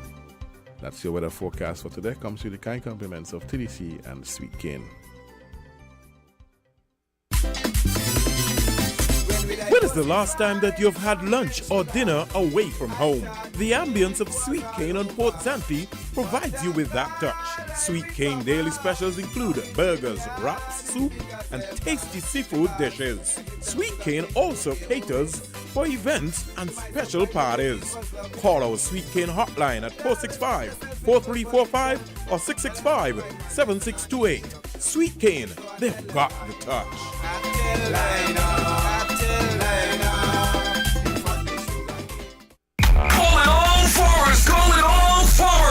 The place to shop in the month of March is the TDC Home and Building Depots. You heard right. Get 20% off all agro products. Participate in the in-store demonstrations. And on Saturday 17th, visit the farmers market to purchase your fresh produce direct from the farm to your table from 9 a.m. until 1 p.m. in both locations. TDC Home and Building Depots, celebrating farmers, supporting communities. Terms and conditions apply. See stores for details. We're different. We're 98.9. 98.9. Win FM.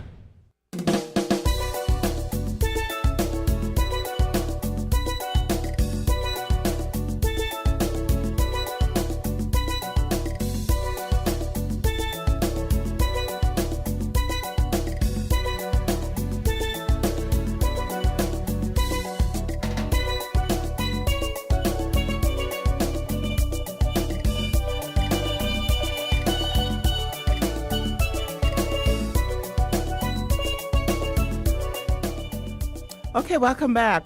Hope you had a great lunch. I did. It's the second half of Voices, and Voices for the second half. We're going to hear from our sponsors, and then we'll come back and you'll hear from me. It's Flo, Courts, SL Hospital and Company, and KFC.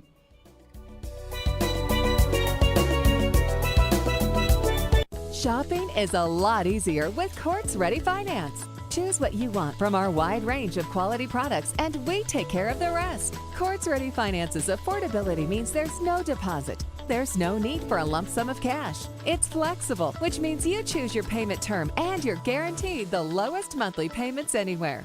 Best of all, it's easy. Easy to get and easy to pay. Shop at Courts today and get what you want hassle-free. Courts Ready Finance. Easy, affordable, flexible.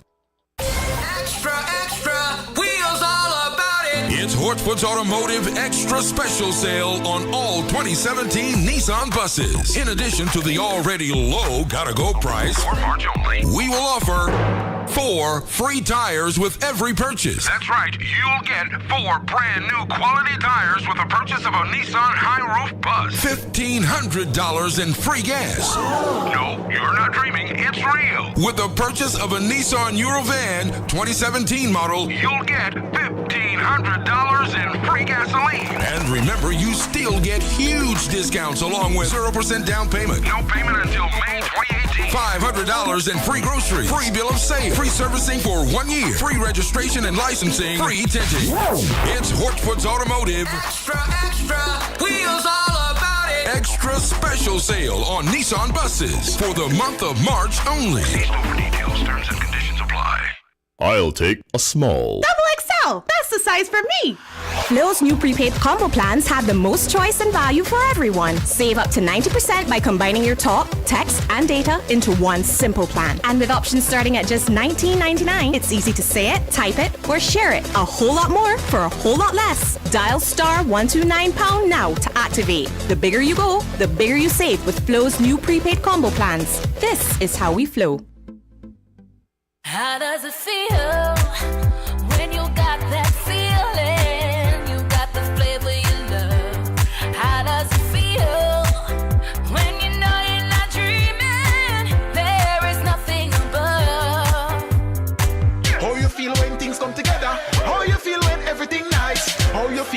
flavor, the feeling you get when you taste every bite.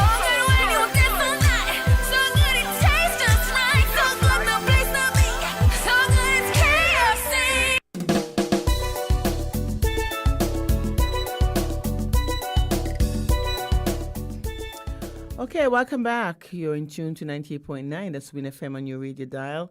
It's the Voices second half of the program. My name is Sandra Queely Atherton. I'm your host. Like we said, if you want to, it's a program where you can call in, you can share your views and your opinions. And I would ask that everyone should respect others' views because everybody doesn't think alike. Everybody doesn't think alike. And so, therefore, the way I see things doesn't necessarily mean it's the same way you see it. And I ask that you respect others' opinion and the views, and also the views shared by the listeners and the people who are participating. It's not necessarily the views of Win FM. Where were we and what were we talking about earlier? We were talking about International Women's Day. We spoke about some of that. Religion was part of some of the factors. There are callers who would have called in and apologized for offending each other, and that was big. Let's go to the lines and hear what this caller wants us to talk about right now. Caller, you're live on Voices. Good afternoon, Sandra. Sylvian. I finished just in time for you, girl. I know. So important you are in my life. Yeah. You have been in mine. Yes. I hustle the hanging out to make sure I get back to Sandra. Okay, good. Let's talk. That was Sandra. Mm-hmm. I'll tell you much good. I found something very interesting. I had to laugh. The issues of women's issues have now become a political issue. Mm-hmm. I was listening to news on two stations. And yesterday, Honorable Marcel was talking about the role played by her party in women's issues. And then this morning, I listened to Mr. Powell on the role played by his party. And I had to laugh, because it is women, no matter who. Mm-hmm. Some credit should be given to Mrs. Ann Liebert. She was the president of Kariwa. Mm-hmm. But I wouldn't say unfortunately, because our political tribalism, a lot of her work was concentrated among the supporters and followers of the Labour Party. Mm-hmm. But she really began the awareness. And after Miss Constance Mitchum was elected and Ministry of Women's Affairs was formed, mm-hmm. St. Kitts, after independence, became a member of UN, as you know. Mm-hmm. Then you had UNIFEM. Mm-hmm. And through UNIFEM, a lot of training was done in St. Kitts on gender issues. That's the first time I think, because I think about 85 or so. Consultants started coming in, mm-hmm. and they began to look at gender issues in the broad context of the country. Now, on the Kariwa, Miss Liebert used to do a lot of training, cook making jam. I think they did all those things to Mass's house. I don't know if they went to the country, but I know they used to do a lot of training. Mm-hmm. And so we now got down to issues. I recall the first time we were talking about gender issues, and I was teaching at Bassey High School. And the idea, a principal said, he don't know what's wrong with woman. Well, he'll sit down and behave himself and cook the food and look after the children. Similar sentiments were made in the government. Certain members in the PAM government, male of course, mm-hmm. when we began to present, these are the issues facing women. Some of them, what happened to women, man? They ain't got enough, you understand? So you wouldn't believe intelligent men, all across. They were up in arms. They're now calming down as they're also being exposed. Mm-hmm. They couldn't figure out what the question was. What women want? What women want? We talk about equality, but they have it. God, this and that. And it is only through education we are going to take down the barrier brick by brick. It's true. So I understand how some men still feel. Certain laws, you would know about the bastardy law, right? No. The Constitution abolished that. That whether you're born inside or outside of wedlock, yeah. marriage. Yeah. The term was removed altogether. Yeah. You know, there were certain laws, certain things given, certain rights. I remember we did an overview of the laws as it affects women. I recall myself went to get a loan in the National Bank in 86 to build a house. I had to get my husband to come and sign, darling. Yep, same thing, yeah. Even though I was the one who was going to pay the mortgage. Even when I bought my car in 95, my husband had to go and put... Yep. But when he want now... He can do on his own. That's the yes, sad part, I mean, yeah. And there we were trying to educate people as to women have rights, right to financial services. Women have rights in terms of where they work. And as they begin to lobby for the increase of women in management position, it got worse. Yep. Women want to take over, they don't take over, so and so on. So today we have come a long, long way.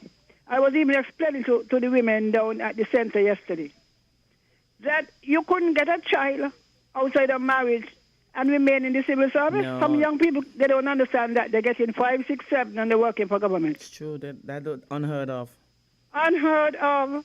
So you either have to force marry or abort. Or drop out. Or abort. Or abort. I mean, nurses had the worst end of it. Yeah. They couldn't marry because so it was female. If you take this job, that is your profession. I mean, the police was just as bad. Yep. My sister was the first married woman to stay in that police post. They forced you out. They expected you. They don't care how long you were in the police post. Once you decide you're going to marry, you will have to leave the police post. You have to leave, and she refused to leave. And then the idea of getting a child in the police force, they said, no, the police force did not envisage that women would move up. And look how long they took to move women up. Mm-hmm. My sister was in the years passing all her exams because she went to the girl high school. She wasn't a dance. But, you know the male thing. They want an inspector, it got to be a man. They want a... You see what I mean? Yeah. And these are the things that we're still pushing against. Some men see it as wanting to take over. It's not wanting to take over. Would you plow a field and not plant seed in it? Would you plant seed in the field and not want to reap it? If you educate your women to the highest level, do you expect them just to go home and get children? No, then they don't go to school. Then like some other You countries. understand? So this is what we are faced with. And so I hope some men understand we're not taking over. Nobody want to take over. We want our equal share. And in fact, we have signed many conventions in the UN. One that says we should have at least 30% in the House. Yeah. Right, the convention on the elimination of all forms of violence against women, all forms of discrimination. And these men, and even some women putting them, nobody wants, a woman must fight for it. An elected person said that, Mm-hmm. I even hear Miss Pip say, I don't believe in affirmative action. She better believe in it.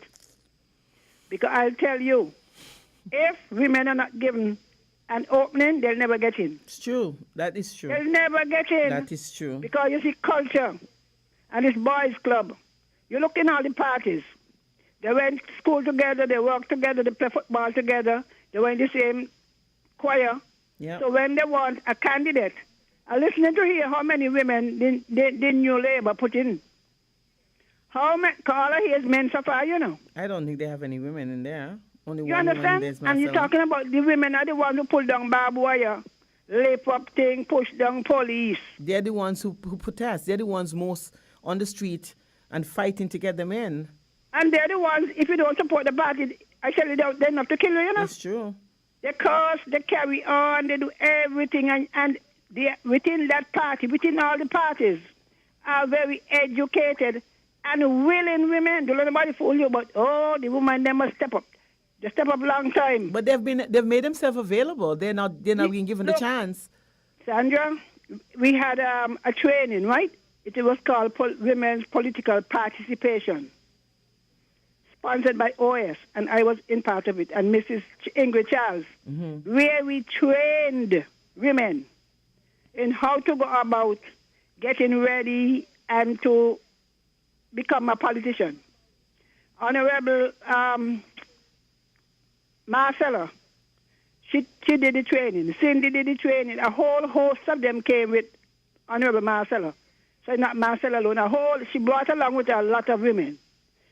You want to tell me that none of them, if they could stand up in front of bullets and stand up in front of gun, they could be in Parliament. But you see, Sylvian, we accept that position though, and it irks me. You know, and they'll say, women can't survive in that kind of environment. That's what kind of environment? That is, look, consummate your went through it. Look, you know they're going to talk about your mother, your father, your uncle, your sister, your brother. And right? so what? That is part of this. Look in Jamaica. In Jamaica, they don't get bullets. But if I'm a wife, wife, how many women up there? Yeah. A lot of women running in Jamaica. A lot of women running in all the other countries. But if I'm a wife of a politician, and they're going to talk about me too. The environment is more poisonous than ours. Exactly. And if I'm a wife, if I'm a wife of a politician, they're going to talk about me. So I'm still talked about. So why don't go in the bullring?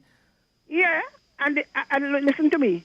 It takes a woman. I mean, when I say real woman, they just follow it. It takes a woman who is well aware of women's issues to present them at the highest level. It's true. You make a man the minister of women affairs, and you say 13 weeks. I remember when that came up, right? Mm-hmm. What woman wants to stay home so long for? A young baby, you know. A young baby. You're giving the baby a chance to catch itself. And before they passed the Protection of Employment Act in 1986, you got maternity leave, and when you finish, you don't have no job. Sure.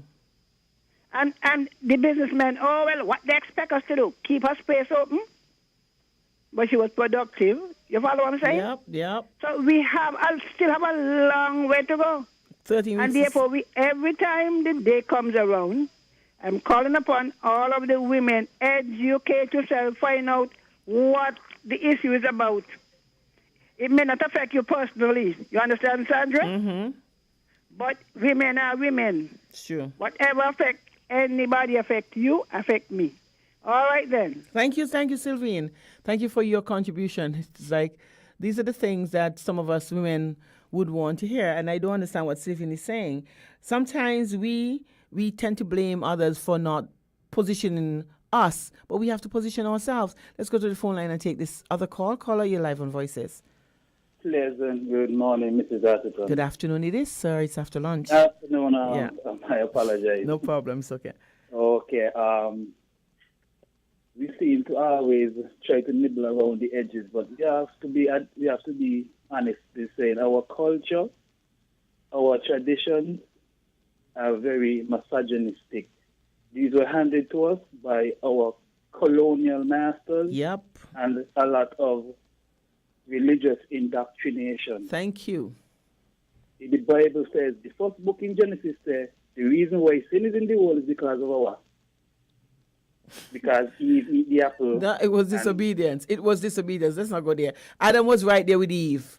So it was disobedience. And God didn't give Eve any command. He gave it to Adam. I understand that, but okay. Due to interpretation, we'd find a lot of people focus on that aspect. They don't talk about Adam, you know? No, Adam was negligent. He was delinquent. Exactly, and Adam, as the Bible says, Adam's supposed to be the one in charge. Exactly, and so you see where we were failed in the beginning. Back in the Middle Ages in Europe, empowered and educated women, the Catholic Church classified them as witches and burned them at the stake. Yeah, very good. Exactly. Mm-hmm. So we have to understand these ideas are not of African-descended people. Back on the continent before we were enslaved, men and women were on an equal footing. Both of them worked in the fields. Both of them helped in child rearing. Both of them even fought side by side on the battlefield. Yeah, because at 12, the woman was allowed to raise the child, especially a male child, up to the age of 12. After 12, the man would take the male child and would prepare him for manhood. And that is how it was done. Yes. Yeah, that's how it was done. But it was changed totally when we came to the middle passage. So we were given, we were indoctrinated and with, exactly. You have to be submissive to your husband. Yep. Remember, Cleopatra was a pharaoh, a woman pharaoh. I always hear Brother Nabu talk about Queen Nzenga. Got to go to do some research on her. All of these are powerful African women. I don't know if you've seen the Black Panther movie yet, but from what I've been hearing about it, it shows how pivotal black women are in African society, you know?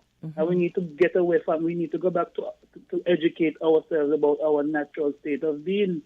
I mean, I wasn't always like this, you know, Mrs. Atherton. I was one of them guys on the corner when I call out a woman and she didn't answer me in the way I feel like I abuse, you know. I know. And I come a long way, so I say, if I could make this change. Others could. Others could do it. And information is what does that, you know. Yeah, but when you see, as you could be on here, when you start to talk about black empowerment and being African, you have certain people of a religious persuasion would come in and try to tear it down. But you could be religious and be empowered. Nothing wrong with that. Definitely. You know it's a control. I find religion is a form of control, mind control. That's how I feel. Indoctrination. It is indoctrination. People tell you. I used to be in the military. Yeah. So I know indoctrination. Yeah. They tell you what they want you to be and not what you want to become. And you can't question it. You can't question it. That's my problem. It's a form of enslavement. It does not engender you to use critical thinking. That is so true. The other day, you guys were talking about Noah and the Ark. And I like to engage religious people about that story, you know, because naval engineers have done crunch the numbers, and to build a ship to house all them animals would be as big as a modern day aircraft carrier. How 8 people could build something so big? Oh, they would tell you it was not Noah who did that. It was a miracle. It was a miracle. Yeah. So, you know, we just need to, you know, with Google, if they could Google these things, they could do your research. I mean, ain't nothing hard to understand. And, you know, a lot of misogynistic ideals in a lot of the males in St. Kitts. Yeah, a little story in this Atherton. One day, I was out in the yard hanging out some clothes for my girlfriend, underwear. A neighbor come by the wall. Why your mama, you could be hanging out them things there, gonna make your mama. I just turned to him and I told him, if I can remove them, I can wash them. Thank you. And by the way, you're single. You ever wonder why? And he never come back to me with them kind of talk yet. We as men, we need to pull up men when they're talking them kind of shit in it. And I agree with you. So, I mean, you know, women can't do it alone. Women have to check one another when we're talking them kind of nonsense and long-time story about hanging out this and going to the supermarket and you buy some pad or something and another man watching you like, what are you doing there? You know, like it's something. Okay, we would have lost that caller. Sorry about that. But hi, you still there? I'm a listener of you. Okay, good. Thanks. Okay. We have another call online. Let's take this caller. Caller, you're live on Voices. Greetings in the name of our great African ancestors, especially the most Honorable Marcus Messiah Garvey and Queen Nzinga. Blessed them, my beloved sister. How are you and your family? Oh, we're great. Now, my sister, talking about women. But let me just, first I must pay tribute to the original woman of all races, the mother of all races, and that's the African woman, the mother of civilization, mother of all races. All races come from an African woman, my beloved sister. Let me come to St. Kitts Nevis too, and to all the African women globally, but let me deal with St. Kitts Nevis. Sisters like pioneering, sisters like who come to the political arena. Mary Charles, out of Molyneux Phillips' area, she's now an ancestor, and the great Constance Mitcham, the first woman who was elected the representative in the House of the National Assembly, and who transformed when it comes to the rights of women in St. Kitts and Nevis politically. Good. Politically, a lot of changes that was there back backward laws that was there from our oppressors, the British, that was done. That changed when it come when sisters get pregnant and they have to leave. Don't get me wrong, sister. Who want to get married, get married. You want to get married, you get married. If you don't want to, you don't want to. I mean, it's about to get married, but then everybody's going to get married. Why does the sisters used to have to leave the public service and not the males? Because of male chauvinist organization. Yes. And that political party too, that political movement, the People's Action Movement, it did a lot of things when it come to women, my beloved sister. And St. and Nevis, I'm not saying Labour Party and the Batcher and the Mr. Southwell didn't do anything. But if it must be told, the revolutionary changes, I made a lot of changes, is the People's Action Movement under Constant Mitchum. I mean, and it continue under this administration. And it got a lot of other women too, like Nurse Garnett, Ambassador Brown, Miss Sister Sylvine Henry, the Queen Mother herself, and a lot of young women who are making a lot of contribution to St. Kitts Nevis. Sure. But we need the brothers to work alongside them too, beloved sister. Yeah, we need that. But our sisters, we must work hand in hand, side by side, and this macho, Eurocentric, sexist way. Because African men got to just done with that, man. I mean, not me, but they got this kind of foolishness. Women always got to walk behind men. And no. Them there's a colonialistic mentality, but my sister. And let me tell you, keep up the great works. Pan-Africanism, our perish, one love. Thank you, darling. Thank you for your contribution. We'll have to... Anytime, my beloved. We'll take this last... We've lost that scholar. The program is sponsored. We have to remember that, and we have to hear from our sponsors. It's Flow, Courts, SL Hospital and Company, and KFC. Ready when you're ready. Ready to build? Ready to construct? Well, if you're ready, then we're ready. Ready when you're ready. From roads to foundation, Portsmouth's Building Center is ready to organize and deliver the highest quality ready-mix concrete for your residential, commercial, or industrial projects. Call 465-2262, extension 1187, or 664-2640. And let us organize and deliver ready-mix concrete when you're ready. Ready when you're ready. Portsmouth's ready-mix concrete, ready when you ready. Ready when you're ready. How does it feel when you got that feeling? You got the flavor you love. How does it feel when you know you're not dreaming? There is nothing above. How you feel when things come together? How you feel when everything nice? How you feel when you savor the flavor, the feeling you get when you taste every bite?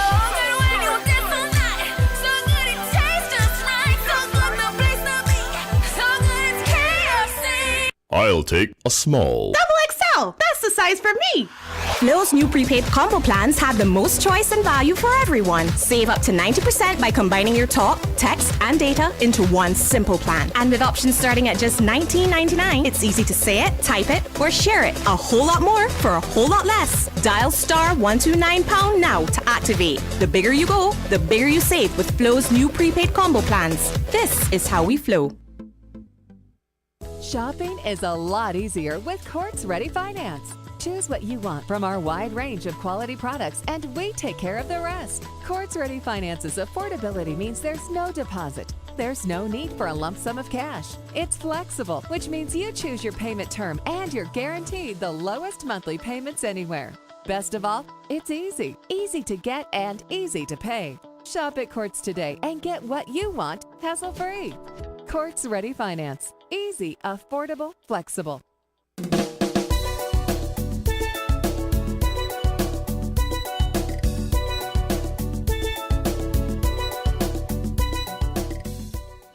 Okay, we're back and we're going to go straight to the phone lines. We have a caller waiting there. Caller, you're live on Voices. Yes, Sandra. Sandra. Hi. Good afternoon. Good afternoon. Good afternoon. Good afternoon. Let me finish off on Sylvine this morning. Not the last one that they come with it. I mean, here, that me tell you, I have to run out go do something when me come back me here party, but me still have to run out go do something again, so me don't hear anything. Mm-hmm. But from this morning, with the paganism and all and stuff there, the different gods, Sandra, the Bible says anything you put in front of God, that is your God, you know. So your work could be your God. Your children could be your God. Your money could be your God. Your house could be your God. Your car could be your God. As long as you put all these things in front of Him, that is your God. You get me? Mm-hmm. Right. So then, why me they talk about just now with back in Africa and what religion and what they culture change upon so. Mm-hmm. It's good for your culture. But me can tell you something now. When God comes to the world, right? Mm-hmm. He now go ask you what the culture may be. He go ask you, me send me son got dead for you. Did you accept? Did you accept the blood? Yes or no? No, depart from me, no you're not. Yes, me accept my son, be with me. So, you say all them ring my roll and going down and African was this and that. That not was all that. Let's stick a pin here. Yeah. We have to understand, right? And I think that's what we're trying to get at. Everybody have their own belief. We were taught. None of us can prove what we're saying is facts. We think Christians who talk about the Bible, and the same thing I was trying to tell Sifin, in the Bible, there are pagan practices. You have the Bible. Christianity is one of the youngest religion, and I think people's argument is most people's argument is that we came here as slaves. Africans were enslaved. We were brought to the New World. Everything was changed. Our names were changed.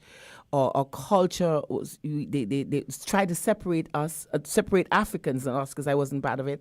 But they tried to separate them according to history, according to information given. Again, we are only reading from what others would have written, and we are hearing based on who wrote the story that they would. That's their interpretation. That's their version of what really took place.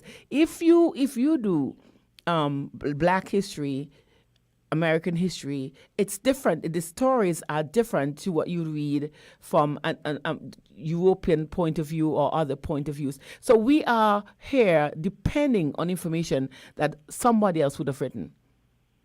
Sandra, mm-hmm.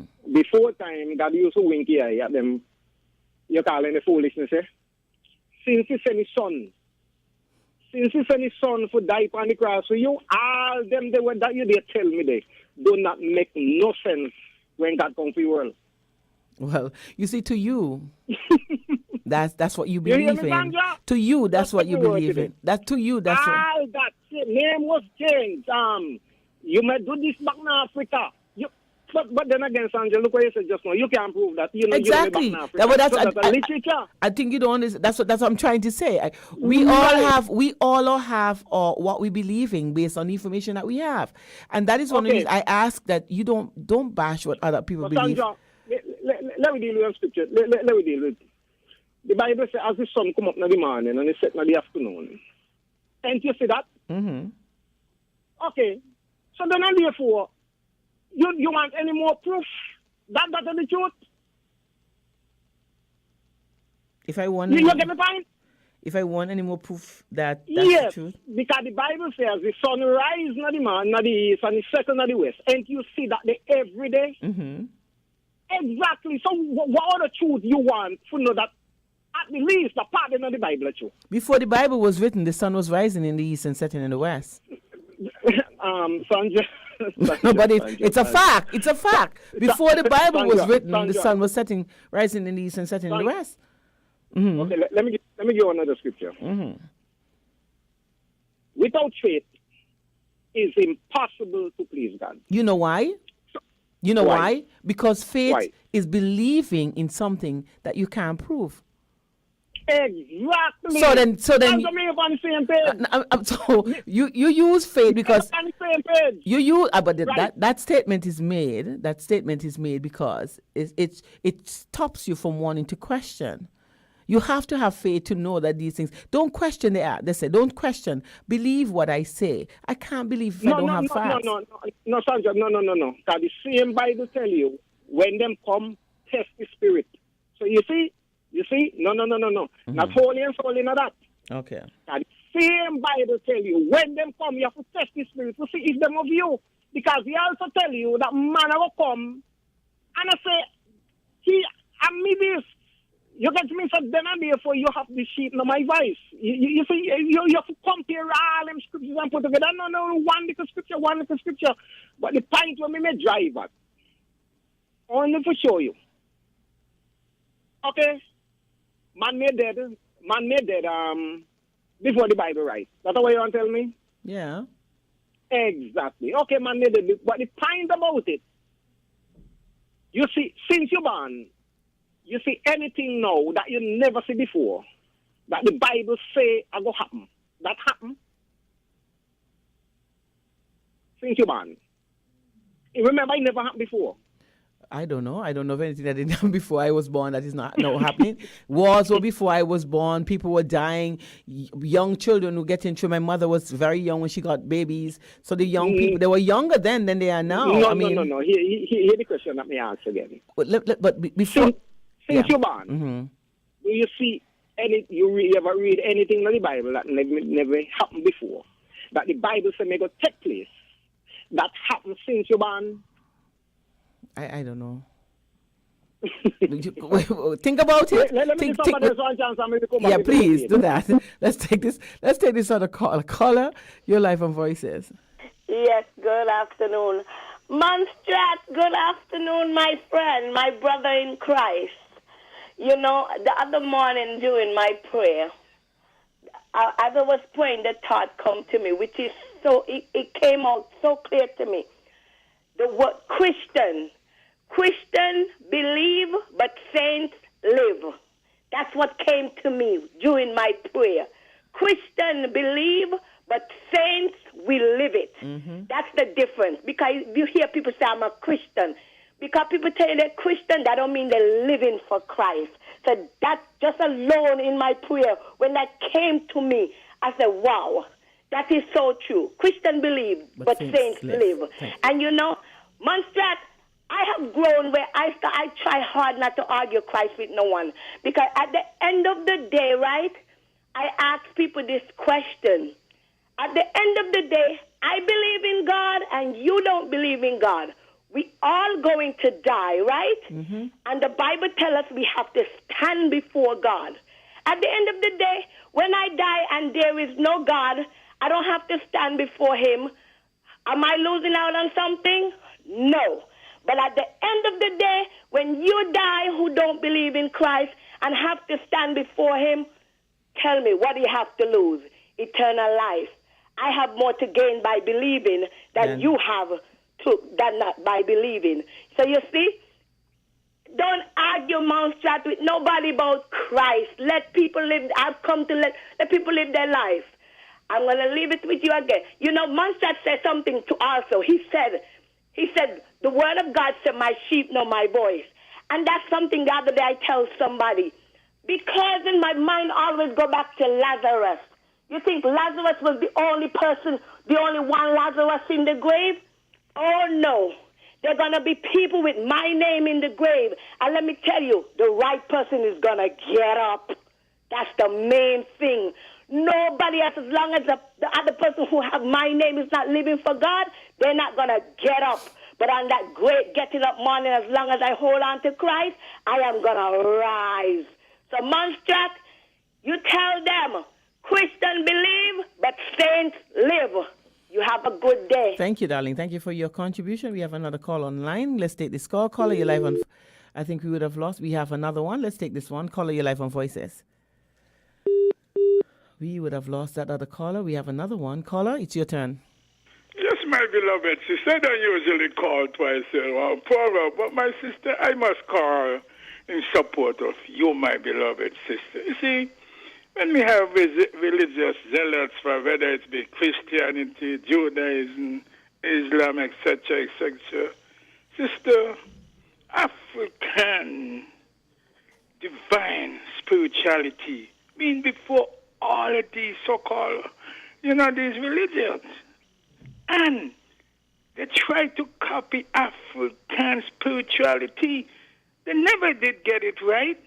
The Christians, Islam, Judaism, etc., etc., and they will never get it right. And let me say to them, that monotheism in Christianity, Judaism, and Islam, that came from us. Let me tell them it came from. Came from a child king who was the ruler of what the Greeks called Egypt, Kemet. The rightful name for Egypt, Kemet. Akhenaten. He is the one thing in spirituality. And then these religions pick it up. It didn't have nothing to do with the Caucasian Jews nor Moses. That's a myth.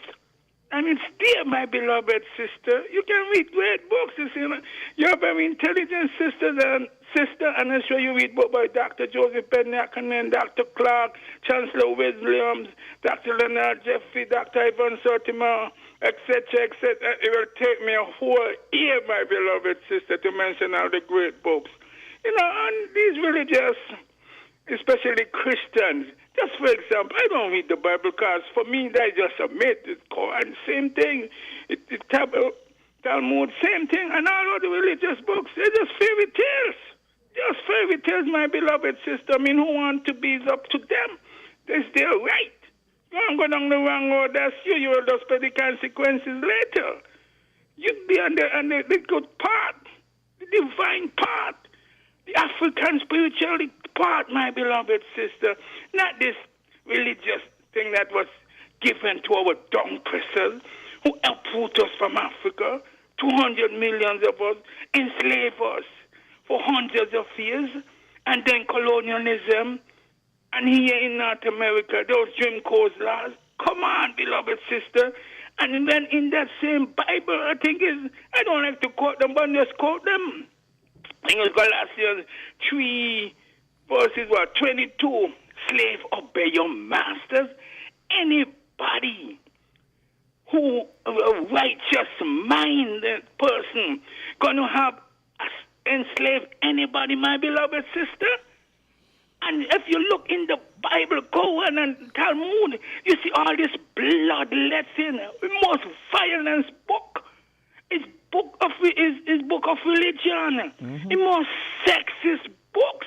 It's books of religion, the Bible, Torah, the Talmud, and the Quran. My beloved sister, anti-woman. And this person that they call Jesus, which never existed because at that time he didn't even have J in the alphabet, so it could not be nobody named Jesus. If he had, according to them, had 12 disciples, and none of them, not even one was a woman. Come on, sister. What kind of person that could have been? 12 disciples, and none of them was a woman? Well, you see, that's what is being portrayed. Well, I really appreciate your call, but we have other callers waiting. Yes, my beloved sister. And I thank you for your contribution. Sister, you stand the right track and don't be distracted by these religious zealots, my beloved sister. Thank you. Again, Pan-Africanism, our Paris, one love. Thank you. Same to you. We take this call. Caller, you're live on Voices. We would have lost that caller. And we'll take this other call. Caller? Let's hope it's not religion. Hey, Mrs. Sandra, good afternoon. Listen, woman has a long way to go still, and they're going to always have a long way to go because from day one, man jump off the ship and put woman in a place and say, yeah. We have got more persecution of women than Africa, and it will never change. We have got more slavery women than Saudi Arabia and all them up there. That's where it's coming from. So them people never change. You see what they just do? They just allow women to go and get license in Saudi Arabia. So you see, it's coming, but we all got to do our part. We got to pray and ask God to change my heart. Mrs. Sandra, thank you for your time. Thank you for your contribution. We are a confused race. We are a confused generation. We are confused people. Human. Let's take this call. Sandra. Yes. Hi, good afternoon. Hi. I wish to continue my conversation from my good sister Sylvine Yes. Henry left off. Brother Nabo said it right. There was no J. So let's get back to the word Yahweh or Elohim that she can find in the Genesis Bible, in the very first book of the Bible. Elohim mean gods, you know? Gods. Hello? Elohim mean gods. Yes, but it means it's more than one. Yeah. It's a plural. Gods. Yes. I said gods. Yes, plural. And in the Bible, he said, let us. So he was always referring to more than one person. Exactly. Thank you. But Sandra, you was trying to get out some things, but somehow the discourse. I'm going to commend you. You're trying to really do certain things that you say certain things that you want your own point of view to come across. And I'm going to say this. Until the Lions write its own history, the tale of hunting is going to always be to the victor. Okay? Okay. Until we say what is ours to the world, they're going to always say these things because the hunter going to come home and say, oh, he killed the lion this way and he killed the lion this way. But what about the hunters that did not make it home? Yeah. The unfortunate things when hunters go out and hunting and does not come home. And those who stay in the tree, jump down, take up the kill, and come home with it and say they did it. Yes. That's the story. And when the probably lion was asleep and they said, and they brag and boast about how great the hunt was. Yeah. Okay? Yeah. So this is where we have to tell our story. But I want to say to Sister Sylvine, did you know the Jewish persons who compiled the Bible together in Alexandria, Egypt? Okay? Yeah, it's Did you know who Constantine there was was? always a concert. If you have a male deity, you will have a female deity also. And out of the Jehovah, the word Jehovah, that came down to be Jehovah with a J, from the Yahweh, the word Yahweh. It was the consort of the male person, but they used the female word. They extrapolated the word Jehovah, Yahweh, from the female energy, the female. It had the male and it had the female. But they chose not to use the male word. They used the female word. And that is how deep it is. Here is it. I'm defending woman and that doesn't want to raise woman, their womanhood to the godlike status. They will say all manner of things. They will try to lift women as above as anything else, but they don't want to come to the godlike status. In Christianity, you had the other sect. I forgot the name.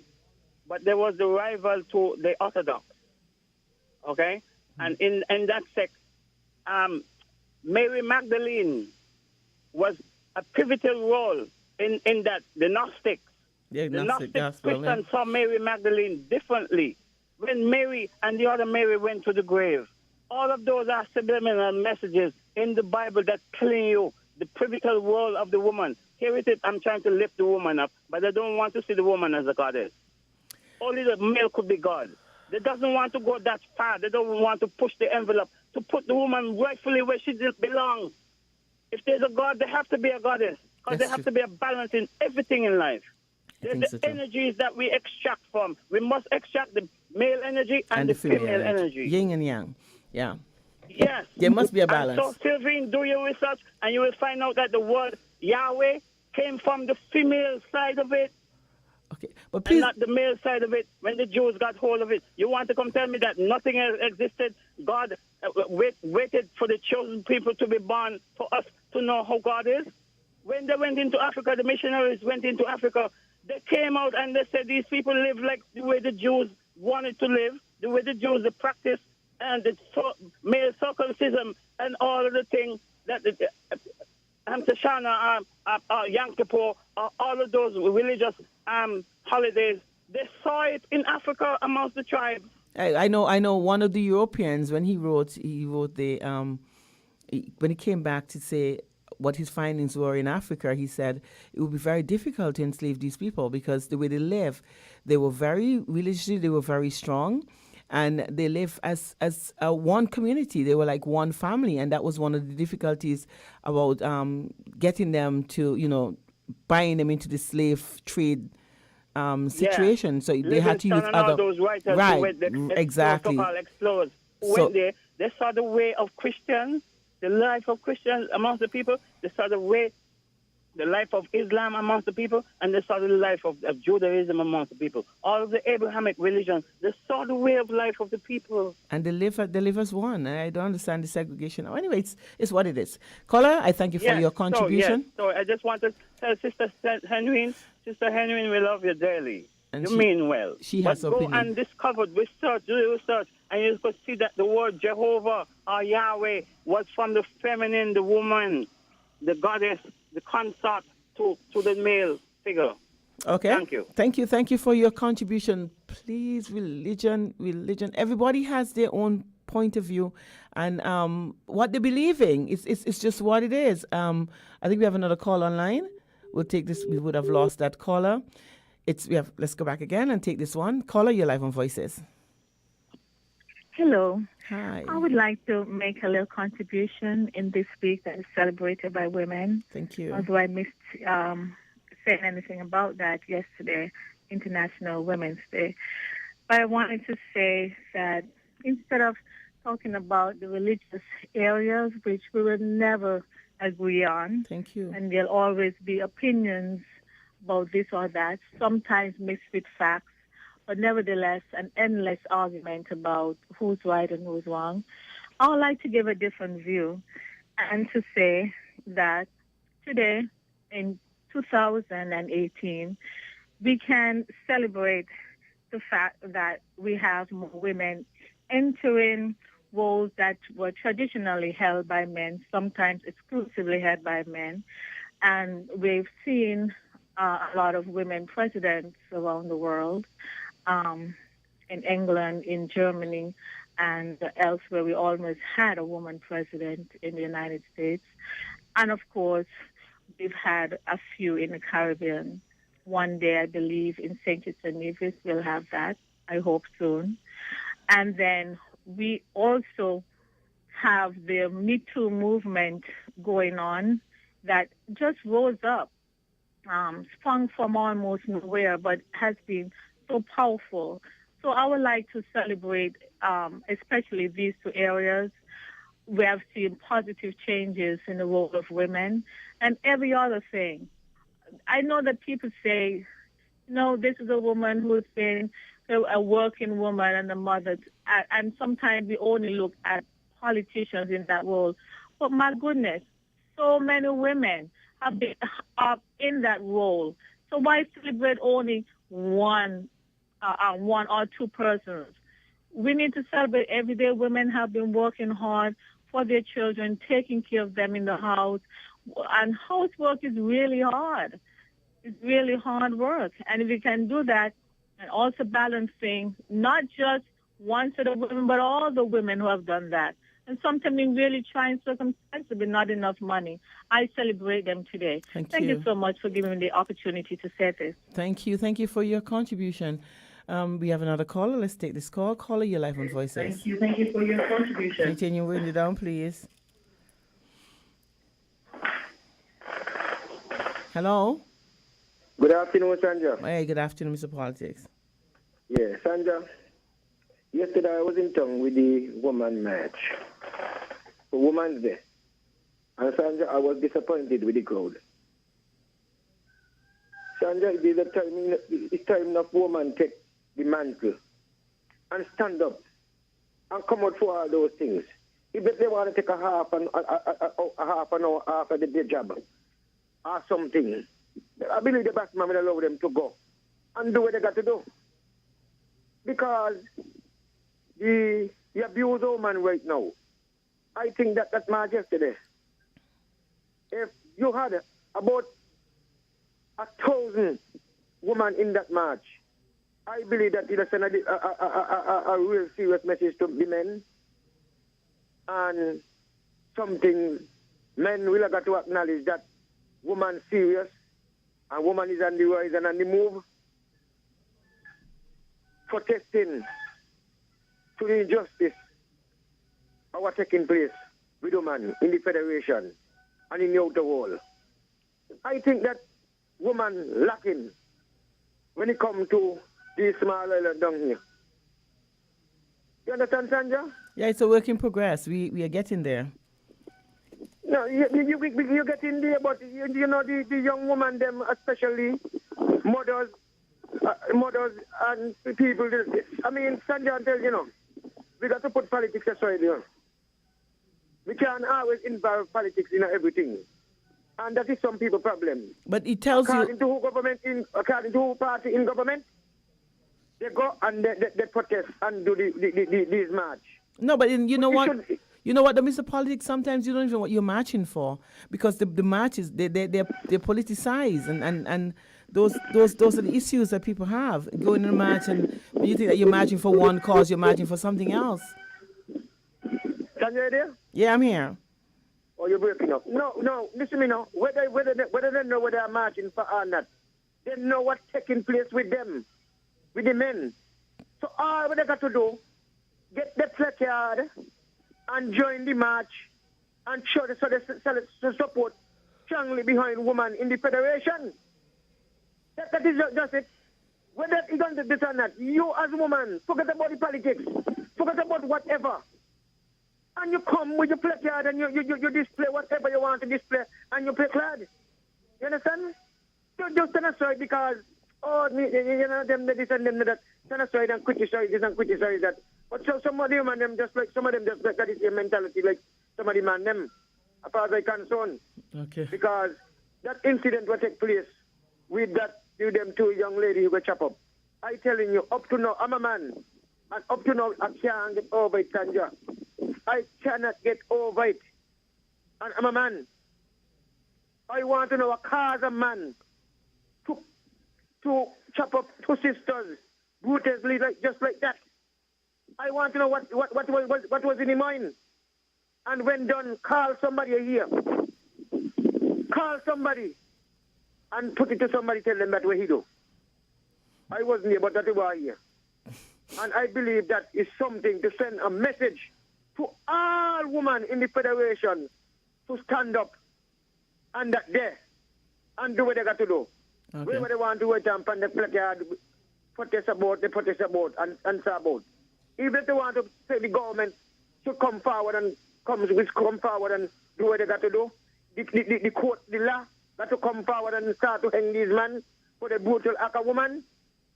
I will endorse them with that. Thank you. And they have a wonderful day. Thank you for your contribution, Mr. Politics. We have time for about one more call. We are going to take this call now. Caller, you're live on Voices. Good afternoon, Sandra. Hi, good afternoon. The church used to teach that the world is flat and people used to believe that. But now we know through science that the earth is round, and that's a fact. Thank you, Sandra. Thank you. Thank you for your contribution. Well, I want to take the time out it's about that time. It's coming right down to the end of time. I want to take time out to thank those who would have called in and who would have contributed to the program. It's your calls that makes a difference. It's everybody has a difference in opinion. Sometimes it's amazing what you listen to, but for me, all of it makes sense. You're hearing it from a different perspective. I'm like a yo-yo. Huh? Sometimes I hear something and it makes sense. I'm like, okay, I'm going to research that. And sometimes I hear something else and it contradicts what I thought was making sense. I'm like, okay, I'm going to research that. And that is how we are today. Some of us hold on to what we believe in, not knowing that whether or not it's a fact, but we believe that it is so. And that is why we think the way that we think. So we have to be grateful that at least we have understanding and information is out there. We are very privy to any information that we want right now on the internet, and we can do our research. It doesn't necessarily mean that while we read it, we'd have a good understanding of it, because sometimes it's designed to confuse us more so than anything else. So I want to thank you guys who would have contributed to the program. Your information go a very, very long way, and there's some people who are educated from the information that are posed here on Win FM. I want to thank our sponsors for sponsoring the program, because without them, there would not be any voices. We wouldn't have a chance to air your views, and the sponsors were TDC Rams, Floor, Courts, SL Hospital, and KFC. I want to thank Win FM for the opportunity that they have afforded me, that I can come on and I can share mediate whatever form or host this program. I want to thank Trent for his position, that the role that he has taken on. He assists me, and without him, I can't control the switchboard. So he does that. He does a very, very good job. And I want to say to you guys, it's Friday. Thank God it's Friday. And I want to say, whatever you're going to do today, make sure that you enjoy it. But most of all, be careful and take care. Enjoy the rest of the weekend. And I look forward to being with you again on Monday.